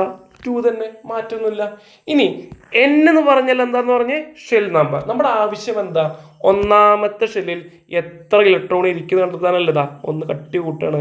ഒന്നാമത്തെ ഷെല്ലിൽ എത്ര ഇലക്ട്രോൺ ഇരിക്കണം എന്നറിയണല്ലേ? അപ്പോൾ n സ്ഥാനത്ത് നമ്മൾ 1 എന്ന് ഇട്ട് കൊടുക്കുന്നു. ഇതാ ഈ n-ന്റെ സ്ഥാനത്ത് നമ്മൾ എന്ത് ഇട്ട് കൊടുക്കുന്നു? 1 എന്നിട്ട് കൊടുക്കുന്നു. ഒന്നുകൂടി പറയാം, ഈ n-ന്റെ സ്ഥാനത്ത് 1 എന്നിട്ട് കൊടുക്കുന്നു. ഇട്ട് കൊടുത്തു. സ്ക്വയർ അതേപോലെ ഇട്ട് കൊടുക്കണം. സ്ക്വയർ അതേപോലത്തെ മേലെ ഇട്ട് കൊടുത്തു. അപ്പോൾ നമുക്ക് എന്താ കിട്ടുക എന്നറിയോ? കിട്ടുക നോക്കിക്കോ. 2 ഇൻറ്റു ഒരു സംഖ്യയുടെ മേലെ ഒരു വർഗം അല്ലെങ്കിൽ റൈസ് ടു എന്ന് പറഞ്ഞ ഒരു സംഖ്യ കിടക്കണം. അപ്പോൾ എന്താ ചെയ്യണ്ടേ? ഏതാണോ സംഖ്യ, അതാ ഈ സംഖ്യ അല്ലേ, അതിനെ എത്ര വട്ടം ഗുണിക്കണം എന്നാണ് മേലെ കൊടുത്തിട്ടുള്ളത്. എത്ര വട്ടം മൾട്ടിപ്പിൾ ചെയ്യാനാണ് മേലെ കൊടുത്തിട്ടുള്ളത്. അപ്പോൾ ഏതാണോ സംഖ്യ അതിനെ എത്ര വട്ടം എന്നാണ് കൊടുത്തിട്ടുള്ളത്? 2 വട്ടം. അപ്പോൾ ഇതാ 1 ഇൻറ്റു 1 പരസ്പരം 2 വട്ടം നമ്മൾ എന്ത് ചെയ്തു? ഗുണിച്ചു. അപ്പോൾ ഉത്തരം എന്ത് കിട്ടി? 2 എന്ന് കിട്ടി. അപ്പോൾ ഒന്നാമത്തെ ഷെല്ലിൽ പോയി ഇരിക്കാൻ പറ്റുന്ന പരമാവധി ഇലക്ട്രോൺ എണ്ണം എത്രയാണ്? 2 ആണ്. കാണുമ്പോൾ വലിയ ബെഞ്ചാണ് അല്ലെങ്കിൽ വലിയ ഷെല്ലല്ലേ, കുറെ ഇലക്ട്രോൺ പോയി ഇരിക്കാൻ പറ്റും, നമ്മുടെ കണ്ണുകൊണ്ട് കാണുമ്പോൾ തോന്നും. പക്ഷെ അവിടെ മാക്സിമം എത്ര പേർക്ക് ഇരിക്കാൻ പറ്റും? ആ മാഷ് അല്ലെങ്കിൽ ബോറ് വെറുതെ പറഞ്ഞല്ല, മനസ്സിലായില്ലേ? അവിടെ പരമാവധി ഒരു ആറ്റം വരച്ചു, ന്യൂക്ലിയസ് ചുറ്റുമുള്ള ഒന്നാമത്തെ ഓർബിറ്റ്, ഒന്നാമത്തെ ഷെല്ലുണ്ടല്ലോ, അതിൽ പരമാവധി എത്ര പേർക്ക് ഇരിക്കാൻ പറ്റുള്ളൂ? ഓൺലി 2% അല്ലെങ്കിൽ അഥവാ ഓൺലി 2 ഇലക്ട്രോൺസ്. 2 ഇലക്ട്രോൺസിന് മാത്രമേ അവിടെ ഇരിക്കാൻ പറ്റുള്ളൂ. അങ്ങനെയാണെങ്കിൽ മക്കളെ, രണ്ടാമത്തെ ഷെല്ലിൽ എത്ര പേർക്ക് ഇരിക്കാൻ പറ്റുമെന്നറിയോ? രണ്ടാമത്തെ ഷെല്ലിൽ നമ്മൾ കണക്കും അതേപോലെ തന്നെ ചെയ്യാണ്. 2 ഇട്ടു. രണ്ടാമത്തെ ഷെല്ലിൽ നമ്മൾ ഈ n-ന്റെ സ്ഥാനത്ത് ഈ n-ന്റെ സ്ഥാനത്ത് നമ്മൾ ഷെൽ നമ്പർ ഇട്ട് കൊടുത്തു. എത്ര ഷെല്ല്? 2 അല്ലേ? അപ്പോൾ 2 ഇട്ട് കൊടുത്തു. 2 വീണ്ടും ക്ലിക്ക് ചെയ്തപ്പോൾ മാറിയില്ല, സോറി. അപ്പോൾ ഓക്കെ, 2². ഓക്കെ, അപ്പോൾ എങ്ങനെ ചെയ്യാം? ഈ 2-നെ 2 വട്ടം ഗുണിക്കുക. അപ്പോൾ 2 ഇൻറ്റു 2 അല്ലേ? ഇതാണ് ഇപ്പോൾ ഇവിടെ എഴുതിയത് കേട്ടോ, 2 ഇൻറ്റു 2. അപ്പോൾ എത്ര കിട്ടി? 2 ഇൻറ്റു 2 ഇൻറ്റു 2 4 ഇൻറ്റു 2 8 എന്ന് കിട്ടി. അപ്പോൾ രണ്ടാമത്തെ ഷെല്ലിൽ കൊള്ളാവുന്ന മാക്സിമം നമ്പർ ഓഫ് ഇലക്ട്രോൺസ് ആരാണ് മക്കളെ? വേഗം പറയും. 8 ഇലക്ട്രോൺ. എത്ര? 8 ഇലക്ട്രോൺ. ഓക്കെ, ഇനി മൂന്നാമത്തെ ഷെല്ലിൽ കൊള്ളാവുന്ന ആള് 2 ഇൻറ്റു 3² ഈസ് ഈക്വൽ ടു എന്താണ്? 2 ഇൻറ്റു 3 ഇൻറ്റു 3 കണക്കൂട്ടി സമയം കളയണ്ട, 18. ഓക്കെ, ഇനി നാലാമത്തെ ഷെല്ലിൽ 2 ഇൻറ്റു 4². അപ്പോൾ എത്ര? 2 ഇൻറ്റു 4 എത്ര എന്നറിയോ? 32. ഓക്കെ, ഇതിങ്ങനെ തന്നെയാണ് കണക്ക്. ഇത് എല്ലാ തവണയും അയ്യോ ഒന്നാമത്തെ ഷെല്ലിൽ ഇപ്പം എത്രയാണെന്ന് അറിയാൻ 2n² എന്ന് പറയുന്ന ഇപ്പോൾ പറഞ്ഞ ഈ ഇക്വേഷൻ കൊണ്ടുപോയിട്ട് സമയം കളഞ്ഞ് ചെയ്യേണ്ട ആവശ്യമുണ്ടോ? ഇത് ചെയ്യാൻ പറഞ്ഞാൽ മാത്രം ചെയ്താൽ മതി കേട്ടോ. ഒന്നാമത്തെ ഷെല്ലിൽ കൊള്ളുന്ന ഇലക്ട്രോൺ എണ്ണം എത്രയാ? 2. രണ്ടാമത്തിൽ എത്രയാ? 8. മൂന്നാമത്തിൽ എത്രയാ? 18. നാലാമത്തിൽ എത്ര? 32. അതിന് മാറ്റമൊന്നുമില്ല. നിങ്ങൾ പഠിച്ചു വെച്ചാൽ മതി. എന്താ പഠിക്കേണ്ടത്? 2 8 18 32. എന്താ പഠിക്കേണ്ടത്? 2 8 18 32. അതിന് മാറ്റമൊന്നുമില്ല. അതങ്ങനെ ഓർത്ത് വെക്കുക, പഠിക്കുക. ഓക്കെ, അപ്പോൾ ഒരു ആറ്റം ഇങ്ങനെ വരയ്ക്കുന്ന സമയത്ത് മനസ്സിലാക്കണം, ഒന്നാമത്തെ ഷെല്ലാണോ അതിൽ പരമാവധി കൊള്ളാവുന്ന ഇലക്ട്രോണിൻ്റെ അല്ലെങ്കിൽ എത്ര ഇലക്ട്രോൺസിന് അവിടെ പോയി ഇരിക്കാൻ പറ്റും? ആ ബെഞ്ചിൽ പോയി ഇരിക്കുക, അഥവാ ഷെല്ലിൽ ആ ഓർബിറ്റ് പോയി ഇരിക്കാൻ പറ്റും 2 പേർക്ക്. അത് തൊട്ടപ്പുറത്ത് രണ്ടാമത്തെ ഷെല്ലുണ്ട്, അത് എത്ര പോയി ഇരിക്കാൻ പറ്റും? 8. അതിനപ്പുറത്ത് മൂന്നാമത്തെ ആളുണ്ട്, എത്ര ഇലക്ട്രോൺസ് പോയി ഇരിക്കാൻ പറ്റും? 18. അടുത്തത് 32. ഇത് ഓർത്ത് വെച്ചാൽ മതി. 2 8 18 32. ഓക്കെ, ഹാപ്പി ജിങ്കല്ല പഠിച്ചല്ലോ അല്ലേ? ഇത് മനസ്സിൽ ഓർത്ത് വെക്കുക. അപ്പം എങ്ങനെ നമ്മുടെ കണക്ക് എന്നിട്ട് പറയാം. ഒന്നാമത്തെ ഷെല്ല് എത്ര? ഒന്നാമത്തെ ഷെല്ലിൽ എത്ര എണ്ണം? 2. രണ്ടാമത്തെ ഷെല്ലിൽ എത്ര എണ്ണം? 8. മൂന്നാമത്തതിൽ എത്ര എണ്ണം? 18. നാലാമത്തതിൽ എത്ര എണ്ണം? 32. ഇത് ഓർത്ത് വെക്കുക. ഓക്കെ, ഒരു കാര്യം കൂടി പറയാം, ശ്രദ്ധിച്ച് കേട്ടോ. 1 2 3 4 അതിന് ഒന്നാമത്തെ ഷെല്ലിനെ വേണമെങ്കിൽ നമുക്ക് എന്ത് വിളിക്കാന്നറിയോ? കെ എന്ന് വിളിക്കാം. രണ്ടാമത്തെ ഷെല്ല് വേണമെങ്കിൽ എൽ എന്ന് വിളിക്കാം. മൂന്നാമത്തെ എം എന്ന് വിളിക്കാം. നാലാമത്തെ എൻ എന്ന് വിളിക്കാം. കെ എൽ എം എൻ എന്നും നമുക്ക് എന്ത് ചെയ്യാം? 1 2 3 4 പറയുന്നതിന് പകരമായിട്ട് പറയാം. ഫോർ എക്സാമ്പിൾ എക്സാമിന് ചോദിക്കുകയാണ് എം ഷെല്ലിൽ എത്ര ഇലക്ട്രോൺ കൊള്ളുമെന്ന് ക്വസ്റ്റ്യൻ വന്നു. എം ഷെല്ലിൽ ഇപ്പോൾ എത്ര കൊള്ളും എന്ന് നമ്മൾ ചോദിച്ചു കഴിഞ്ഞാൽ നമ്മൾ എം ഷെല്ലിൽ ഇപ്പോൾ ഏതാ ഷെല്ല് പറഞ്ഞ തല പോകേണ്ട ആവശ്യമില്ല. മൂന്നാമത്തെ ഷെല്ലാണ് എന്ത് മക്കളെ? M shell. മൂന്നാമത്തെ ഷെല്ലാണ് എം ഷെല്ല്. അപ്പോൾ അത് കണക്കൂട്ടി ചെയ്യാൻ പറഞ്ഞു കഴിഞ്ഞാൽ വല്ല പണിയുണ്ടോ? ഇല്ല. ഫോർ എക്സാമ്പിൾ എം ഷെല്ലിൽ അതായത് എത്ര ഇലക്ട്രോൺസ് കൊള്ളുമെന്ന് ചോദിച്ചു കഴിഞ്ഞാൽ മൂന്നാമത്തെ ഷെല്ലാണ് എം ഷെല്ല്. നമ്മൾ ഇക്വേഷൻ എന്താ? 2n². അപ്പോൾ 2 അവിടെ തന്നെ ഇടുക. എന്നല്ലേ എന്നിൻ്റെ സ്ഥാനത്ത് എന്തിട്ട് കൊടുക്കുക? 3 ഇട്ട് കൊടുക്കുക. എൻ്റെ സ്ഥാനത്ത് എന്തിട്ട് കൊടുക്കുക? 3 ഇട്ട് കൊടുക്കുക. എൻ്റെ മേലെ എന്തിട്ട് കൊടുക്കുക? സ്ക്വയർ ഇട്ട് കൊടുക്കുക. എന്നിട്ട് ചെയ്ത് നോക്കുക. നമുക്ക് ഇത് ചെയ്യേണ്ട ആവശ്യമില്ല. മൂന്നാമത്തെ നമ്മൾ പഠിച്ചു 2 8 18 18 ഉത്തരം എഴുതി വെച്ചാൽ മതി, മാർക്ക് കിട്ടി. അപ്പോൾ 1 2 3 4 ഷെല്ലുകൾ അല്ലെങ്കിൽ ഓർബിറ്റ്സ് എന്ന് പറയുന്നതിന് പകരം നമുക്ക് എന്തും പറയാം KLMN എന്നും പറയാം. ഓക്കെ, ഇത്രയും ഓക്കെ അല്ലേ? അങ്ങനെയാണെങ്കിൽ നമ്മൾ എന്തെഴുതാൻ പോവുകയാണ്? നീയാണ് ചാപ്റ്ററിൻ്റെ വളരെ ഇമ്പോർട്ടൻ്റ് ഭാഗം. നമ്മൾ എന്തെഴുതാൻ പോവുകയാണ് മക്കളെ? എന്തെഴുതാൻ പോവുകയാണ്? നമ്മൾ നേരത്തെ പറഞ്ഞിട്ടുള്ള നമ്മുടെ സ്വന്തം ഈ ചാപ്റ്ററിൻ്റെ കാതലായിട്ടുള്ള ഭാഗം ഇലക്ട്രോണിക് കോൺഫിഗറേഷൻ എഴുതാൻ പോവാണ്. എന്തെഴുതാൻ പോവാണ്? ഇലക്ട്രോണിക് കോൺഫിഗറേഷൻ അഥവാ ഇലക്ട്രോണിക് വിന്യാസം എഴുതാൻ പോവാണ്. ഈ ഇലക്ട്രോണിക് വിന്യാസം എഴുതി കഴിഞ്ഞിട്ടാണ് നമ്മൾ ബോറ് പഠിപ്പിച്ച ആ ബോറല്ലാത്ത മനോഹരമായ ചിത്രം നമ്മൾ എന്ത് ചെയ്യാൻ പോവുക? വരയ്ക്കാൻ പോവുക. അപ്പോൾ ഇലക്ട്രോണിക വിന്യാസം. ഓക്കെ, അപ്പോൾ ഇലക്ട്രോണിക് വിന്യാസം എഴുതിയാലോ? വളരെ ഈസി ആയിട്ടുള്ള സംഗതി മാത്രമാണ്.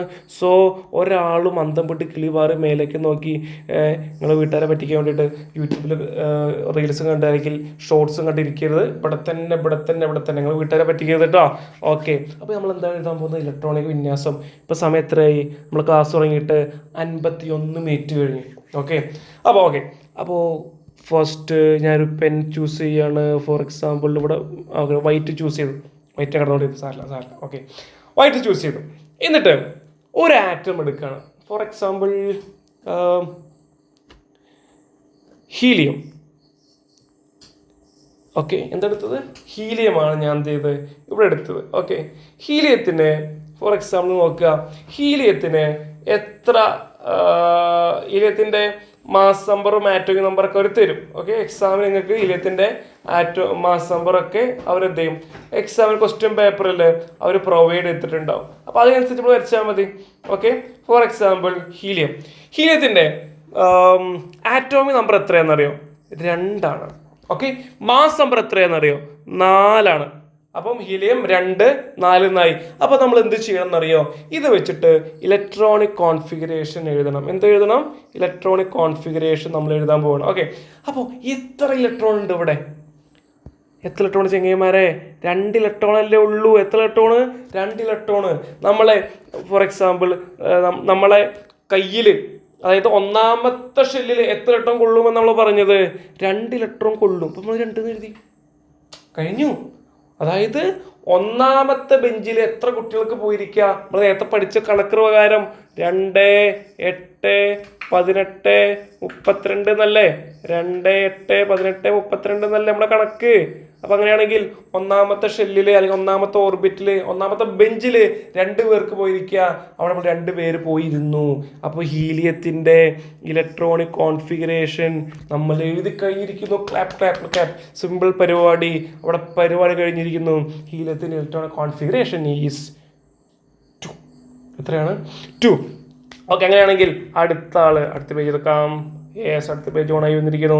അങ്ങനെയാണെങ്കിൽ ഫോർ എക്സാമ്പിൾ കുറച്ച് വലിയ ആൾ എടുക്കട്ടോ. ഫോർ എക്സാമ്പിൾ നമ്മുടെ ജീവശ്വാസം നിലനിർത്തുന്ന നമ്മുടെ സ്വന്തം ആരാണ്? ഓക്സിജൻ. ഓരോ മിനിറ്റിലും നമ്മളിങ്ങനെ അകത്തേക്ക് കയറ്റി ഇങ്ങനെ പുറത്തേക്ക് വിടുന്ന നമ്മുടെ സ്വന്തം ഓക്സിജൻ.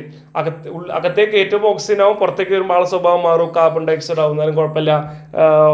ഓക്സിജൻ്റെ ആറ്റോമിക് നമ്പർ 8 ആണ്.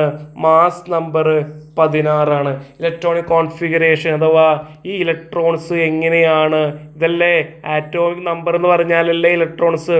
ഒന്നുകൂടി ഇങ്ങനെ പട്ടം വരച്ച് കറുപ്പിച്ച് കളർ കൊടുത്ത് മഴവില്ല് പോലെ കാണിച്ചു തരാം.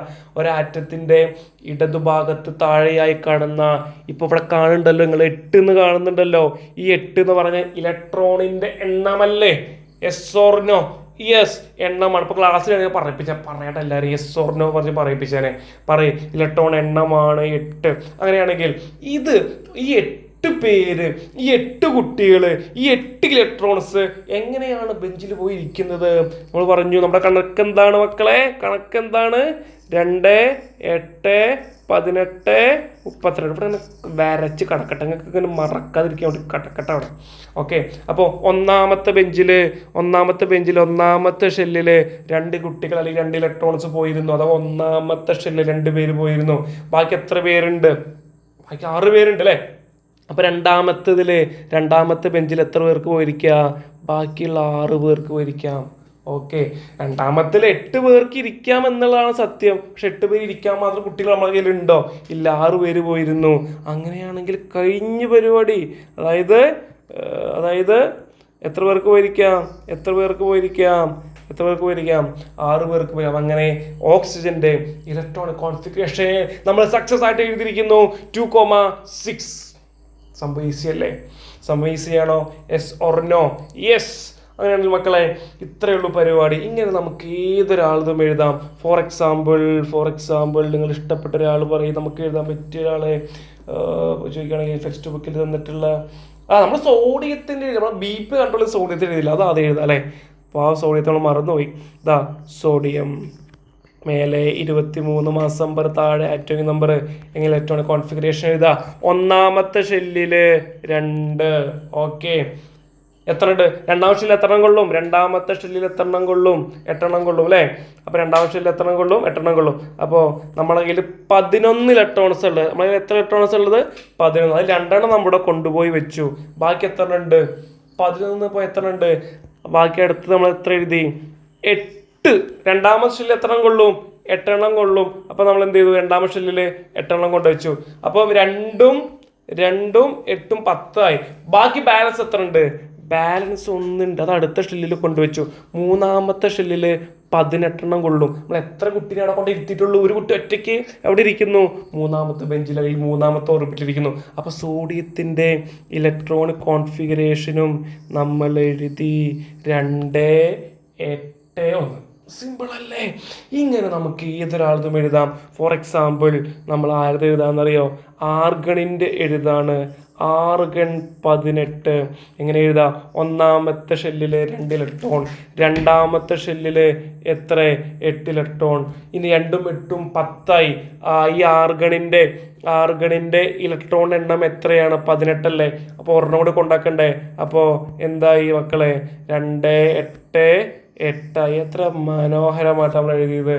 2,8,8 ആർഗണിൻ്റെ ഇലക്ട്രോണിക് കോൺഫിഗറേഷൻ നമ്മൾ എഴുതി. ഇത് ഈസി അല്ലേ? എങ്കിൽ പറയും ഇത് ഈസി അല്ലേ? ക്ലാസ് തുടങ്ങിയിട്ട് 57 മിനിറ്റ് ആയപ്പോഴേക്കും ഈ ചാപ്റ്ററിൻ്റെ പ്രധാനപ്പെട്ട കാതിൽ ഭാഗം നമ്മൾ വളരെ സിമ്പിളായി പഠിച്ചിരിക്കുന്നു. നമുക്ക് ഒരു ഓൺലൈൻ ക്ലാസ്സിലും ഇത്ര മനോഹരമായിട്ട് എന്നെ പോലെ സുന്ദരവും സുമുഖരുമായുള്ള ഇത്ര മനോഹരമായിട്ട് ഒരിക്കലും പറഞ്ഞു തരില്ല. അപ്പോൾ മക്കളെ ഓർത്ത് വെക്കുക, ഇത് ഈസിയാണോ? യെസ്, ഇത് വളരെ ഈസിയാണ്. സീരിയസ് ആയിട്ട് മനസ്സിലാക്കുക.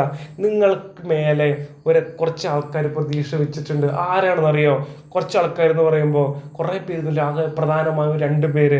നിങ്ങളുടെ പാരൻസ് നിങ്ങളുടെ മേലൊരു പ്രതീക്ഷ വെച്ചിട്ടുണ്ട്. ആ പ്രതീക്ഷ മക്കളെ കൊണ്ടുപോയി കളയരുത്. പഠിക്കാൻ കിട്ടുന്ന അവസരങ്ങൾ പ്രയോജനപ്പെടുത്തുക. അത് ബാക്കിയെല്ലാം ദൈവം തമ്പുരാൻ്റെ കയ്യിൽ. നിങ്ങൾ ദൈവത്തോട് പ്രാർത്ഥിക്കുക, പടച്ചമ്പുരാനോട് പ്രാർത്ഥിക്കുക, അറിവ് തരണേ, പഠിക്കാനുള്ള ബുദ്ധി തരണേ, അനാവശ്യമായ കാര്യങ്ങളിൽ നിന്ന് മാറി നടക്കുക. അതാണ് നമ്മൾ ചെയ്യേണ്ടത്. തൊട്ടപ്പുറത്തൊരു അടി നടക്കുന്നുണ്ട്, ഞാനും പോയി 2 കൊടുത്തിട്ട് വരാമെന്ന് വിചാരിക്കുന്നത് വിവരക്കേടാണ് കേട്ടോ.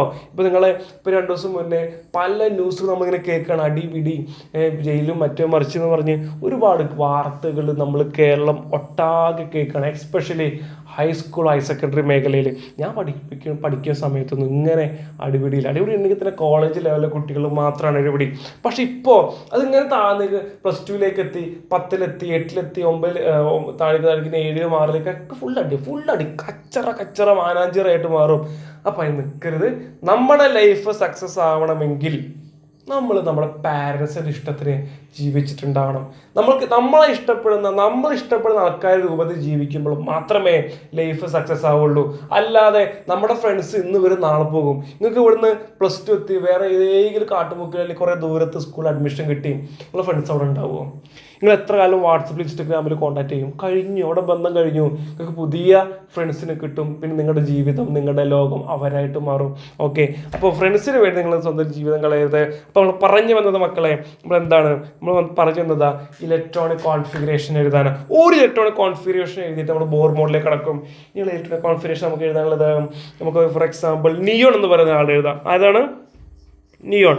ഓക്കെ, നമ്മളൊന്നൂടെ പറയാണ് 2, 8, 18, 32. ഓക്കെ, നമ്മൾ ആദ്യം എഴുതാൻ പോകുന്നത് നിയോണിൽ ഒന്നാമത്തെ ഷെല്ലിൽ എത്ര ഇലക്ട്രോൺ പോകും? സോറി, നിയോണിൻ്റെ ആറ്റോമിക് നമ്പർ മാസം പറയാൻ മറന്നു കേട്ടോ. ആ തിരക്കിൽ ആവേശത്തിലാണ്, ഡോണ്ട് മിസ് അണ്ടർസ്റ്റാൻഡ് മീ. അപ്പോൾ നിയോണിൻ്റെ ആറ്റോമിക് നമ്പർ 10, മാസ് നമ്പർ 20. അങ്ങനെയാണെങ്കിൽ എഴുതാൻ പോവാണ്. ഒന്നാമത്തെ ഷെല്ലിൽ 2 ഇലക്ട്രോൺ, 2 പോകൂലേ? 2 പോകും. രണ്ടാമത്തെ ഷെല്ലിൽ എത്ര പോകും? 8 പോകും. 10ൽ 2 എഴുതി, ബാക്കി എത്ര ഉണ്ട്? 8 ഉണ്ട്. കഴിഞ്ഞു. നിയോൺ ഇലക്ട്രോണിക് കോൺഫിഗറേഷൻ 2,8 അഥവാ 2,8. ഇത്രയല്ലേ ഉള്ളൂ പണി. അങ്ങനെയാണെങ്കിൽ നമ്മൾ ഇത് വെച്ചിട്ടാണ് ബോർ മോഡൽ വരയ്ക്കുക. ഓക്കെ, അപ്പോൾ എല്ലാവർക്കും നമ്മൾ വളരെ പ്രധാനപ്പെട്ട ടോപ്പിക്കിലേക്ക് സ്വാഗതം. എന്താണ് ആ ടോപ്പിക്ക്? How to draw the Bohr model. എങ്ങനെ ബോർ മോഡൽ വരയ്ക്കാം. ക്ലാസ് തുടങ്ങിയിട്ട് 1 മണിക്കൂർ ആവും കേട്ടോ. ഓക്കെ, എങ്ങനെ ബോർ മോഡൽ വരയ്ക്കാം. എന്താണ് സാർ ക്യാമറയിൽ എന്തൊക്കെയോ ചെക്ക് ചെയ്തുകൊണ്ടിരിക്കുകയാണ്. ഇതിൽ പ്രശ്നമുണ്ടോ? പ്രശ്നങ്ങളൊന്നുമില്ല. ഓക്കെ, ഫോക്കസ് കൃത്യമാണ് എന്ന് നോക്കുകയാണ്, കുഴപ്പമൊന്നുമില്ല.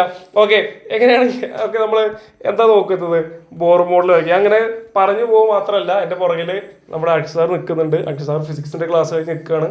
ഓക്കെ, അപ്പം ഈ പണിമുടക്കും കാര്യങ്ങളൊക്കെ വന്നപ്പോൾ നമ്മുടെ ക്ലാസ്സുകൾ ഒരിക്കലും നമ്മൾ ബ്ലോക്ക് ആക്കൂല. കാരണം ഇവിടെ പഠിക്കുന്ന കുട്ടികൾക്കൊക്കെ മാർക്ക് ഉണ്ടാവണം. ക്ലാസ് നമ്മൾ പറഞ്ഞു ഇത് വന്നു, ബസ് സമരം വന്നു, ക്ലാസ് വെക്കാൻ പറ്റില്ല, ഉടനെ ഓൺലൈൻ ക്ലാസ് നമ്മൾ ലോഞ്ച് ചെയ്തു. ഒരു ദിവസം നമ്മൾ പഠനത്തിന് പുറകിലേക്ക് മാറി നിൽക്കരുത്. കാരണം എന്താ അറിയോ, ഒന്നാമത്തെ കാര്യങ്ങൾ ശ്രദ്ധിച്ച് കേട്ടോ മക്കളെ. ഒരു പ്രശ്നം എന്താ അറിയോ? പ്രശ്നം എന്ന് പറയുന്നത് നമ്മുടെ വിജയ ശതമാനം ഇങ്ങനെ താഴ്ത്തി കൊണ്ടുവരികയാണ്. ഈ സ്വന്തം അച്ഛൻ്റെ പേര് എഴുതാൻ അറിയാതെ കുട്ടികൾ പാസ്സായി പോകണ്ടെന്നുള്ളതുകൊണ്ട് എൻ്റെ ജീവിതത്തിൽ നടന്നൊരു കോമഡി പറയട്ടെ. ഇതിന് ചെറിയൊരു എൻ്റർടൈൻമെൻറ്റ് കിട്ടിക്കോട്ടെ കെത്തി പറയാണ്. ആ കോമഡി ഇങ്ങനെയാണ്. അതായത് ഒരു കുട്ടി ബസ് സ്റ്റോപ്പ് ഇങ്ങനെ ബസ് കാത്തിരിക്കുകയാണ്. അപ്പോൾ ആ കുട്ടി എന്നോട് ചോദിച്ചു, പുതിയ അഡ്മിഷനാണ് കേട്ടോ. അപ്പോൾ കുട്ടി ചോദിച്ചു, പക്ഷേ പെരിന്തൽമണ്ണ ഭാഗത്തേക്കാണ് കുട്ടിക്ക് പോകേണ്ടത്, കൃത്യ സ്ഥലം ഒന്നും പറയുന്നില്ല. അപ്പം സ്വാഭാവികമായി പെരിന്തൽമണ്ണ ബസ് കയറിയാൽ മതിയല്ലോ. അപ്പം ഞാൻ പറഞ്ഞു, കുട്ടി വരുന്നത് ചോദിച്ചു, പക്ഷേ പെരിന്തൽമണ്ണ ഭാഗത്തേക്കാണ് പോകേണ്ടത്, ഏത് സൈഡിലാണ് ബസ് കാത്തിക്കേണ്ടത്? റോഡിൻ്റെ അപ്പുറത്തേക്കണോ ഇപ്പുറത്തേക്കണോ? അപ്പം ഞാൻ ബസ് കാത്തിക്കേണ്ട ബസ് സ്റ്റോപ്പ് കാണിച്ചു കൊടുക്കണം, അവിടെ പോയി നോളാൻ പറഞ്ഞു. നമ്മൾ സെൻട്രൽ വരുന്ന കുട്ടിയാണ് കത്തിയിട്ടുണ്ടാവും, സ്ഥലം ലൊക്കേഷൻ എവിടെയാണ് നല്ലത്. അപ്പോൾ ഈ കുട്ടി അവിടെ പോയി ബസ് കാത്ത് ഇങ്ങനെ നിൽക്കട്ടോ. അപ്പോൾ ഞാനിങ്ങനെ നോക്കുന്നുണ്ട്, കുട്ടി കയറി പോകുന്നുണ്ടോ, വേറെ പല കുട്ടികളും നിൽക്കുക. അപ്പോൾ ഇങ്ങനെ ബാഗിനെ തട്ടി. ഓക്കെ, അപ്പോൾ ഞാനിങ്ങനെ നോക്കി നിൽക്കുകയാണ്. ഈ കുട്ടി ബസ് കയറി പോകുന്നുണ്ട്, ഇങ്ങനെ നോക്കി നിൽക്കുകയാണ്. അപ്പോൾ ഒരു പെരിന്തൽമണ്ണ ബസ് ഇങ്ങനെ വരുന്നുണ്ട്. അപ്പോൾ ഞാൻ വിചാരിച്ചാൽ കുട്ടിയെ ബസ്സിൽ കയറി പോകും. അപ്പോൾ ഈ കുട്ടി ഇങ്ങനെ ബോർഡ് ഇങ്ങനെ നോക്കട്ടോ. ബോർഡ് ഇങ്ങനെ നോക്കി ബസ് നിന്നു, ആളിറക്കി, ആളെ കയറ്റി. അപ്പോൾ ആ കുട്ടി ബസ്സിൻ്റെ ബോർഡിലേക്ക് ഇങ്ങനെ നോക്കുക. പിന്നെ ആളെ കയറ്റി ബസ് ഇങ്ങനെ ഡോർ അടച്ചു, വിസിലടിച്ചു, കിള്ളി ബെല്ലടിച്ചു, ബസ് ഇങ്ങനെ പോയി. അപ്പോൾ കുട്ടി ഇങ്ങനെ നോക്കി, ബസ് ഇങ്ങനെ പോയി. അപ്പോൾ ഞാൻ നോക്കിയപ്പോൾ ഈ കുട്ടി കയറിയില്ല. അപ്പം ഞാൻ കുട്ടിയെ എടുത്തോട്ട് പോയി ചോദിച്ചു, അല്ല എന്താ ബസ്സിൽ കയറാഞ്ഞേ? ആ കുട്ടി പെൺകുട്ടിയൊന്നും പറയുന്നില്ല. അപ്പോൾ കുട്ടി എൻ്റെ അടുത്ത് പറയുന്ന ഡയലോഗ് എന്താണെന്നറിയോ? സാറേ, ഞാൻ ഇങ്ങനെ ബസ്സിൻ്റെ ബോർഡ് വായിച്ച് പേരി എന്ന് മാത്രം എത്തിയുള്ളൂ. എന്തെത്തിയുള്ളൂ? പേരി എന്ന് മാത്രം എത്തിയുള്ളൂ. അപ്പോഴേക്കും ബസ്സിട്ട് പോയി. കുട്ടിക്ക് പെരിന്തൽമണ്ണ എന്ന് വായിക്കാനുള്ള അക്ഷര വിദ്യാഭ്യാസം അല്ല. പെരിന്ന് എത്തിയപ്പോഴേക്ക് ബസ്സിട്ട് പോയി. ഇതാണ് അവസ്ഥ. ഒരു ബസ്സിൻ്റെ ബോർഡ് വായിക്കാൻ അറിയാത്ത കുട്ടികൾ നമുക്ക് ചുറ്റുമുണ്ട് മക്കളെ. സങ്കടകരം. ഈ കുട്ടികളാണ് 9ാം ക്ലാസ് പാസ്സാവുന്നത്, ഈ കുട്ടികളാണ് 10ാം ക്ലാസ് പാസ്സാവുന്നത്. എന്ന അവസ്ഥകൾ ആലോചിച്ച് നോക്ക്. ഇങ്ങനെ പാസ്സായിട്ട് ഒരു കാര്യമില്ല. അപ്പം അതിന് സ്റ്റാൻഡേർഡ്, ഒരു ക്വാളിറ്റി കൊണ്ടുവരാൻ വേണ്ടി സർക്കാർ വിജയശതമാനം ടക്കയാണ് കുറച്ചു. 8ാം ക്ലാസ് തോറ്റ ആൾക്കാരുണ്ടല്ലോ, ഒരിക്കലും നിങ്ങൾ കളിയാക്കി പറയല്ല, കുറ്റപ്പെടുത്തല്ല. നമുക്ക് മാറ്റങ്ങൾ വേണം. ഓക്കെ, ആ മാറ്റങ്ങൾ വരാൻ വേണ്ടി നമ്മൾ ഇത്രയും ക്ലാസ്സുകളെല്ലാം സംഘടിപ്പിച്ചെന്ന് പറയുന്നത് ഇതൊക്കെ പറഞ്ഞത്. അപ്പോൾ നിങ്ങൾ ഇങ്ങനെ ബസ് വരുമ്പോൾ പെരിയാണോ, മഞ്ചാണോ, വണ്ടു ആണോ, നിലയാണോ ഒന്നിങ്ങനെ കഷ്ടപ്പെട്ട് വായിച്ചെടുക്കുന്നത്. പെരിന്തൽമണ്ണ, നിലമ്പൂർ, മഞ്ചേരി എല്ലാം ടക്ക് വായിക്കാൻ പറ്റിയ രൂപത്തിൽ നിങ്ങളെ ആറ്റിറ്റ്യൂഡ്, നിങ്ങളെ അറിവുകൾ ഉണ്ടാക്കിയെടുക്കണം. ഓക്കെ, അപ്പോൾ നമ്മൾ ഇലക്ട്രോണിക് കോൺഫിഗറേഷൻ എഴുതാൻ പഠിച്ചു. ആരാണെങ്കിലും നമ്മുടെ ഫോർ എക്സാമ്പിൾ നിങ്ങൾ ഇയാളെക്കുറിച്ച് കേട്ടിട്ടുണ്ടോ? ഇയാള് AIL കേട്ടോ, അത് AL ആണ്. എന്താണ് AL? അലുമിനിയത്തിന്റെ സിമ്പലാണ്. എന്ത് സിമ്പലാണ്? അലുമിനിയം സിമ്പലാണ്. എത്രയാണ് അലുമിനിയത്തിന്റെ ആറ്റോമിക് നമ്പർ? 13. അപ്പൊ എങ്ങനെ എഴുതാ? 283. ഓക്കെ, ഇനിയും ഇതുപോലെ നമുക്ക് എല്ലാവരും എഴുതാൻ കഴിയണം. ഓക്കെ, അപ്പോൾ ഇതെന്താ എഴുതി വെച്ച് കഴിഞ്ഞാൽ നമ്മൾ ഇനി പറയാൻ പോകുന്നത് എന്താണ്? How to draw a Bohr model. Okay, for example നമ്മൾക്ക് ഇവിടെ ചെയ്യാനുള്ള ഒരാൾ ലിഥിയം തന്നെ ചെയ്യാം. ഓക്കെ, ലിഥിയം കിട്ടും. ലിഥിയം ദാ എഴുതാൻ പോകണം. നമുക്ക് യെല്ലോ എടുക്കാം. കുറേ വൈറ്റ് എഴുതാൻ നമുക്ക് യെല്ലോ എടുക്കാം. ഓക്കെ, ദാ കേട്ടോ, ലിഥിയത്തിൻ്റെ ആറ്റോമിക് നമ്പർ എത്ര? നിങ്ങൾക്ക് ലിഥിയത്തിൻ്റെ ആറ്റോമിക് നമ്പർ 3ഉം മാസ് നമ്പർ 7ഉമാണ്. എത്രയാണ്? Atomic number 3, mass number 7. അപ്പോൾ നമ്മൾ ശ്രദ്ധിച്ച് കേട്ടോ, നമ്മൾ എന്ത് വരയ്ക്കാൻ പോവാണ്? ബോർ മോഡൽ വരയ്ക്കാൻ പോവാണ്. മക്കളെ ശ്രദ്ധിച്ച് കേട്ടോ. അപ്പോൾ ഫോർ എക്സാമ്പിൾ ഓക്കെ, അപ്പോൾ ബോർ മോഡൽ വരയ്ക്കാൻ എന്താണ് ഫസ്റ്റ് വേണ്ടത്? അതായത് ഒരാറ്റത്തിന് നടുക്ക് ഫസ്റ്റ് ഉള്ളത് എന്താ? യെസ്, ഒരാറ്റത്തിന് നടുക്ക് ഉള്ള ആള് എന്ന് പറഞ്ഞാൽ ന്യൂക്ലിയസ് ആണ്. ആരാണ്? ന്യൂക്ലിയസ്. ഈ ആറ്റത്തിന് ശ്രദ്ധിച്ച് കേട്ടോ, ഈ ആറ്റത്തിനകത്ത് എത്ര പ്രോട്ടോണും എത്ര ന്യൂട്രോണും ഉണ്ടാവും? എത്ര ഉണ്ടാവും? ശ്രദ്ധിച്ച് കേട്ടോ, ഈ ആറ്റത്തിനകത്തുള്ള പ്രോട്ടോണിൻ്റെ എണ്ണം എത്ര തന്നെ? 3 തന്നെ. അപ്പൊ നമ്മൾ എന്ത് എഴുതി? 3p എന്നെഴുതി. 3 പ്രോട്ടോൺ. ഇനി എത്ര ന്യൂട്രോൺ? എങ്ങനെ ന്യൂട്രോൺ കണ്ടുപിടിക്കുക? മാസ് നമ്പറിൽ നിന്ന് ആറ്റോമിക് നമ്പർ കുറയ്ക്കുക. 7 നിന്ന് 3 കുറയ്ക്കുക. 7 നിന്ന് 3 കുറച്ച് എത്ര അടച്ചു കണക്കൂട്ടി വെക്കുക. ബുദ്ധിമുട്ടുണ്ടോ? ചിലക്കാർക്ക് ഇങ്ങനെ കണക്കൂട്ടാൻ എനിക്ക് ഭയങ്കര ബുദ്ധിമുട്ടാണ്. അപ്പോൾ ടെൻഷൻ അടിക്കരുത്, കൂട്ടി നോക്കുക. നമ്മുടെ വിരല് കൂട്ടി നോക്കുക. അപ്പം എത്ര കിട്ടുമെന്ന് അറിയോ? 7 നിന്ന് 3 പോയാൽ 4 ന്യൂട്രോൺ. അപ്പം എന്ത് എഴുതി? 4 ന്യൂട്രോൺ എഴുതി. എല്ലാം സ്മോൾ ലെറ്ററാണ്. ഞാൻ എഴുതുമ്പോൾ ക്യാപിറ്റൽ ഒന്നും വിചാരിക്കരുത്. എല്ലാം സ്മോൾ ലെറ്ററാണ്. പിയും എന്നൊക്കെ സ്മോൾ ലെറ്ററാണ്. അപ്പം ന്യൂക്ലിയസിനകത്ത് 3 പ്രോട്ടോണ്, അതേപോലെ 4 ന്യൂട്രോൺ. ഇനി നമുക്ക് നമ്മുടെ പ്രധാനപ്പെട്ട ഇലക്ട്രോൺസ് ഇരിക്കുന്ന ഷെൽ അല്ലെങ്കിൽ ഓർബിറ്റ് വരയ്ക്കണം. അപ്പോൾ നമ്മൾ ചുറ്റും എന്ത് വരച്ചു? ഷെല്ല് വരച്ചു അല്ലേ? ഷെല്ല് വരച്ചു. അപ്പോൾ മക്കളെ, ഒന്നാമത്തെ ഷെല്ലിൽ ഇലക്ട്രോണിക് കോൺഫിഗറേഷൻ പോവുകയാണെങ്കിൽ ഒന്ന് ഷെല്ല് എഴുതി വെക്കാൻ മറക്കാതിരിക്കാൻ വേണ്ടിയിട്ട് ഒന്നാമത്തെ ഷെല്ലിൽ എത്രണ്ണം കൊള്ളും? 2 കൊള്ളും. അത് കഴിഞ്ഞ് എത്ര ഇലക്ട്രോൺ ബാക്കിയുണ്ട്? ഇതാണ് ഇലക്ട്രോൺ എണ്ണം, പ്രോട്ടോൺ എണ്ണത്തിനല്ലേ? ഒന്നാമത്തെ ഷെല്ലിൽ നമ്മൾ എത്ര എണ്ണം കൊണ്ടുവച്ചു? 2 എണ്ണം കൊണ്ടുവച്ചു. ഇനി ഫുള്ളായോ?